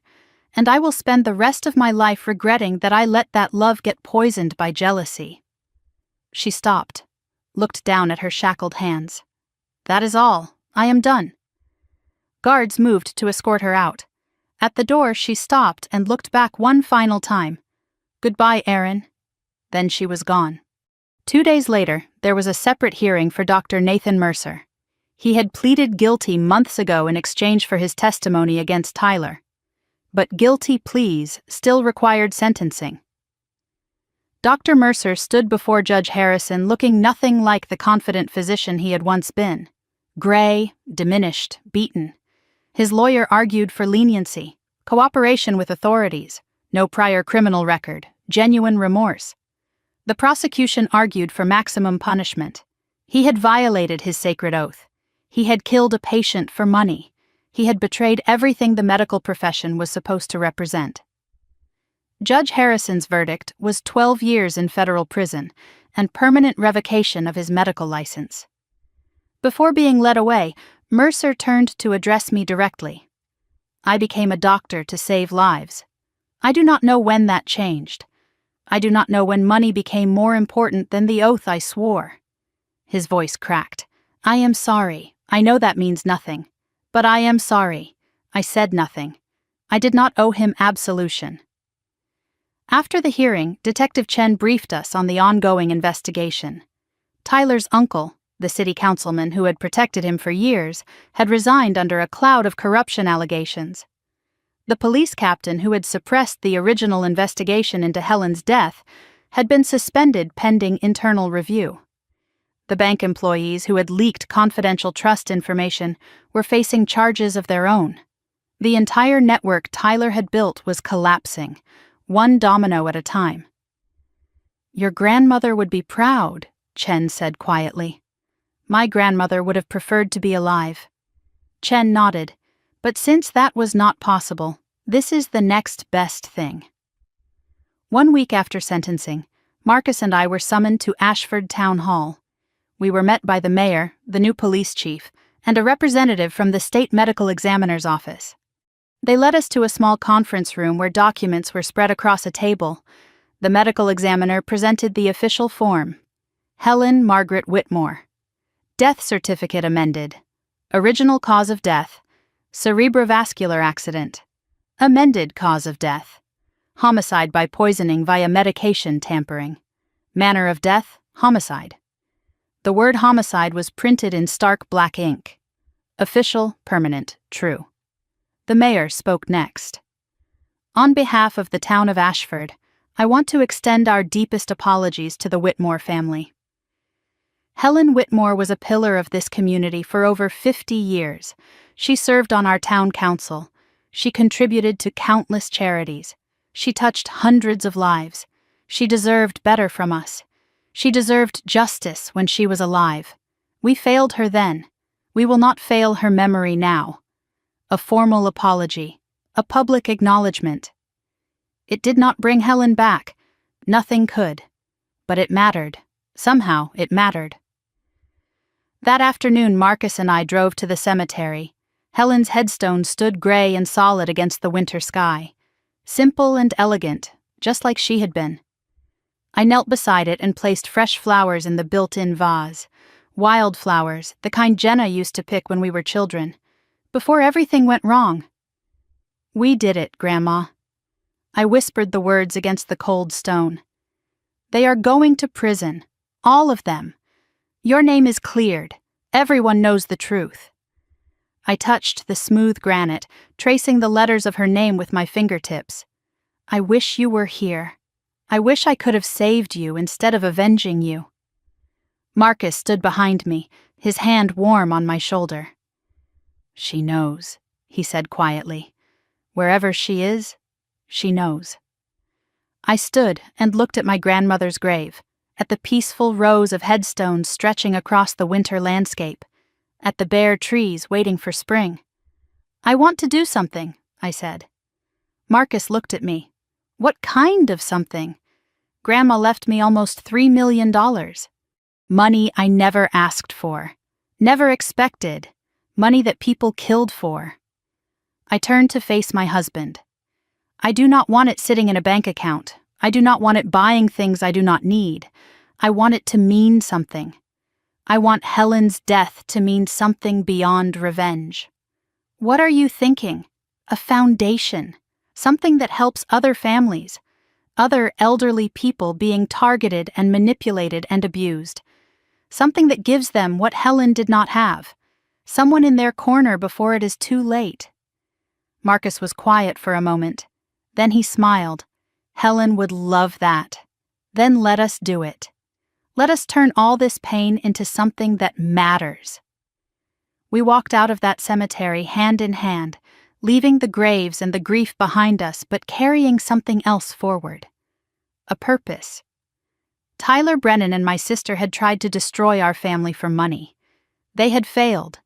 And now that same money would become a shield for every vulnerable person we could reach. Helen's legacy would not be her murder. It would be the lives saved in her name. That was the real justice. Not watching them go to prison, but making sure their cruelty created something beautiful they could never have imagined. 1 year to the day after Tyler Brennan was sentenced to life in prison, I stood in front of a building that used to be an abandoned textile mill and watched my grandmother's name go up in lights, the Helen Whitmore Foundation. The words glowed warm and golden against the red brick facade. Below them, a smaller sign read, "Protecting our elders, preserving their dignity." A crowd had gathered on the sidewalk, volunteers and donors and local officials and families we had already helped, all watching as workers finished installing the illuminated letters. Marcus stood beside me, his hand warm in mine. 1 year ago, I was a widow, pretending to grieve while hunting my sister. Now I was the founder of an organization that had already changed lives.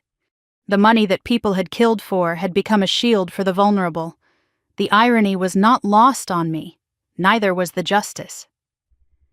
Edward Collins approached with a folder tucked under his arm. He looked different than he had a year ago. Less tired, more purposeful. "The year-end numbers are in," he said quietly. I opened the folder and scanned the pages inside. 53 families assisted in our first year of operation. Over $800,000 in stolen assets recovered. 14 criminal prosecutions initiated. 6 financial predators currently behind bars. "Helen would be proud," Edward said. "Helen would say we are just getting started." The grand opening ceremony began an hour later. I stood at a podium in front of the renovated building, looking out at the gathered crowd, and felt something I had not felt in a very long time. Hope. I did not talk about statistics. I talked about faces. Maria Gonzalez was 74 years old when her grandson started draining her retirement account. 5,000 here, 10,000 there. By the time she noticed, over $60,000 was gone. Her grandson told her she was confused, told her she had approved the withdrawals, made her doubt her own memory. The foundation intervened. We recovered her money. We helped her establish legal protections that would prevent anyone from accessing her accounts without proper oversight. Maria was in the audience today, sitting in the front row, crying happy tears. "She reminds me of my grandmother," I said, "not because they look alike, but because they both deserved someone to fight for them." I told other stories too. Harold Chen, 81, whose financial advisor turned out to be a con artist. We exposed the fraud, recovered his savings, and the advisor was now serving 5 years in federal prison. The Patterson family, whose father's new wife had been systematically isolating him from his children. Our mediators helped reunite the family before it was too late.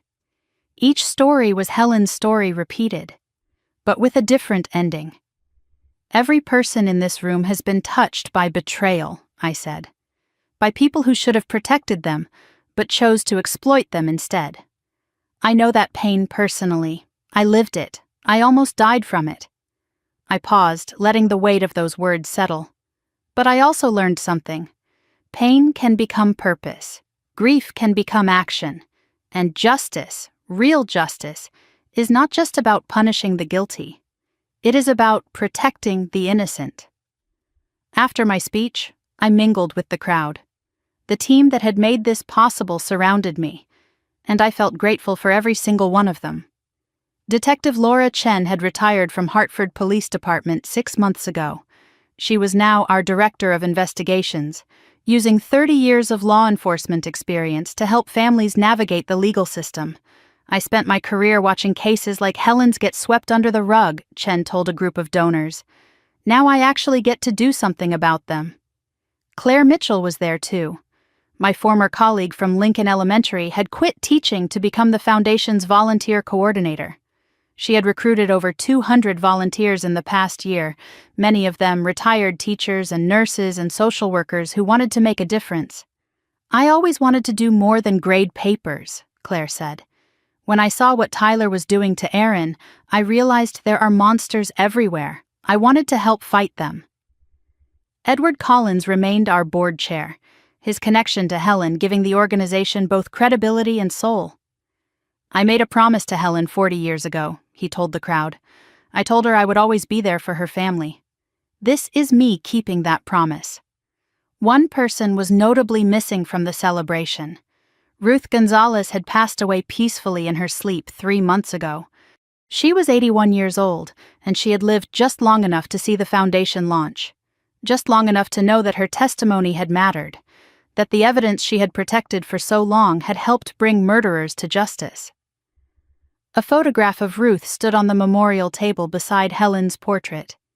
2 women who had never asked for courage but had found it when it mattered most. "She died knowing the truth came out," Marcus said quietly. "That is more than most people get." The celebration continued into the evening. There was food and music and laughter, sounds that had seemed impossible a year ago.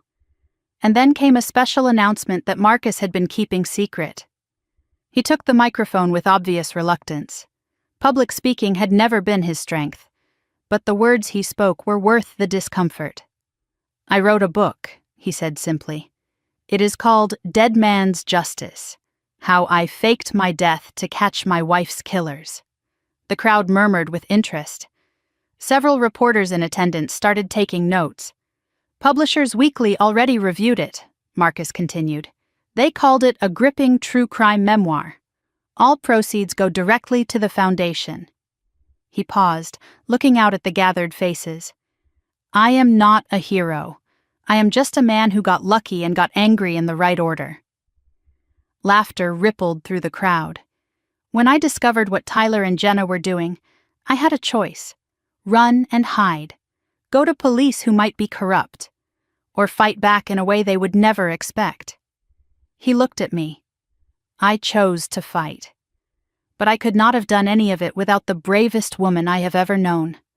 My wife, who walked into that lion's den every day for 3 weeks, smiled at the people who wanted her dead and brought them down from the inside. Applause filled the room. I wiped tears from my eyes. "This book is not about me," Marcus said. "It is about everyone who has ever felt powerless against people who abuse trust. It is a manual for fighting back. And it is a love letter to the woman who taught me that courage is not the absence of fear. It is the refusal to let fear win." The book was dedicated to 3 people. For Helen Whitmore, who deserved better. For Ruth Gonzalez, who kept the faith. And for Aaron, who proved that love is the only revenge that matters. Later that evening, after the guests had gone and the caterers had packed up, Marcus and I sat alone in the empty foundation hall. The building was quiet now, but I could still feel the energy of what had happened here, the hope, the healing, the promise of more to come. My phone buzzed with a news alert I had set up months ago. Jenna Dawson denied first parole hearing. I read the article in silence. Despite model behavior, the parole board had ruled her crimes too severe for early release. She would remain incarcerated for at least another 3 years before her next hearing. "How do you feel?" Marcus asked. I considered the question. I thought I would feel satisfied, but mostly I just feel tired. "Do you ever think about visiting her again?" I shook my head. I said goodbye. I meant it. She is not my sister anymore. She is just someone I used to know. There was something else on my phone. An email forwarded from the prison. Jenna had been writing to me every month since her incarceration, letters I had never opened. "She keeps trying," Marcus observed. "She keeps trying to manipulate. It is all she knows how to do." I deleted the email without reading it, just like all the others. Some doors, once closed, should stay closed. There was news about Tyler, too. He had been attacked by another inmate 2 months ago, survived but spent weeks in the prison hospital. Apparently, criminals do not appreciate men who hurt old ladies and women. I felt nothing when I read this. No satisfaction, no pity, just nothing. "Karma," Marcus said. "Justice. Karma is for the universe. Justice is what we build ourselves." The next morning I drove to the cemetery alone. It was something I did every month now, a ritual that had become as natural as breathing. Helen's headstone looked different today. The inscription had been updated. "Beloved grandmother, fierce protector, her legacy lives on." Fresh flowers already filled the built-in vase. Someone else had been here. One of Helen's old friends, probably. She had touched so many lives. I sat on the small bench beside her grave and talked to her the way I always did. "The foundation helped its 50th family last week, Grandma. A 90-year-old woman whose son was stealing her Social Security checks. We caught him. She is safe now." I pulled my coat tighter against the February cold. "I think about you every day. About what you would say if you could see what we have built. I hope you would be proud. I hope you would think it was worth it." A cardinal landed on Helen's headstone. Her favorite bird. She used to say cardinals were visitors from heaven, loved ones checking in to let us know they were okay. I smiled through my tears. I will take that as a yes. For the first time in 2 years, I felt something close to peace. Not happiness exactly. Happiness felt too simple for everything I had experienced. But peace, acceptance, the knowledge that I had done everything I could. I stood and brushed snow from my coat. Marcus was waiting at the cemetery gate, patient as always. I walked toward him, toward the future we were building together. We had moved into Helen's old house on Maple Street, reclaimed it, filled it with light and love and the sounds of a life being rebuilt. I taught part-time now, splitting my days between the classroom and the foundation. Marcus had finished his book and was already working on a second, a guide for families to recognize the signs of elder abuse before it was too late. We were talking about children. Maybe, someday, when the time was right. For now, we had each other, and that was enough. "Thank you," I whispered as I reached the cemetery gate, to Helen, to Ruth, to everyone who had helped us survive. Then I turned forward, toward the rest of my life. If you have stayed with me until now, you have not just heard a story. You have witnessed what happens when evil wears a familiar face and love becomes the only weapon that matters. My name is Erin McCall. I am 37 years old now, and I have learned that God walks beside us through valleys we never imagined we would survive. When I discovered my husband was alive, I thanked God. When my sister was led away in handcuffs, I asked God for strength. And when the foundation opened its doors, I knew His mercy was real, even when His timing tested my faith. Looking back at this family story, I see my mistakes clearly. I ignored the warning signs. I trusted when I should have questioned. I assumed that blood meant loyalty. Do not be like me. Do not wait for tragedy to force your eyes open. If someone you love seems afraid, listen. If financial records do not add up, investigate. If your gut tells you something is wrong, believe it. People ask me if what I did was revenge. Maybe it was. But here is the truth I have learned. Real revenge is not about destroying your enemies. It is about building something they could never imagine. Something beautiful from something broken. The Helen Whitmore Foundation exists because I refuse to let my grandmother's death be meaningless. We have helped over 50 families, recovered hundreds of thousands of dollars, and put predators behind bars. But every victory reminds me that we cannot bring back the dead. We can only honor them by protecting the living. Your voice matters. If this story resonated with you, if you have faced betrayal or manipulation or injustice in your own family, I want to hear from you. Share your experience in the comments below. Your story might be the lifeline someone else desperately needs. You are not alone. There are thousands of us who understand exactly what you are going through. If this story moved you, please share it with friends and family who need to hear it. Someone you know might be trapped in a situation like mine was. Your share could be the first step toward their freedom. And if you have not already, please subscribe to this channel. Hit that notification bell so you never miss a story. There are more truths to uncover, more proof that ordinary people can overcome extraordinary evil, more reminders that you are stronger than you know. Thank you for walking this difficult journey with me. Your time, your attention, your willingness to listen. It honors Helen's memory more than you know.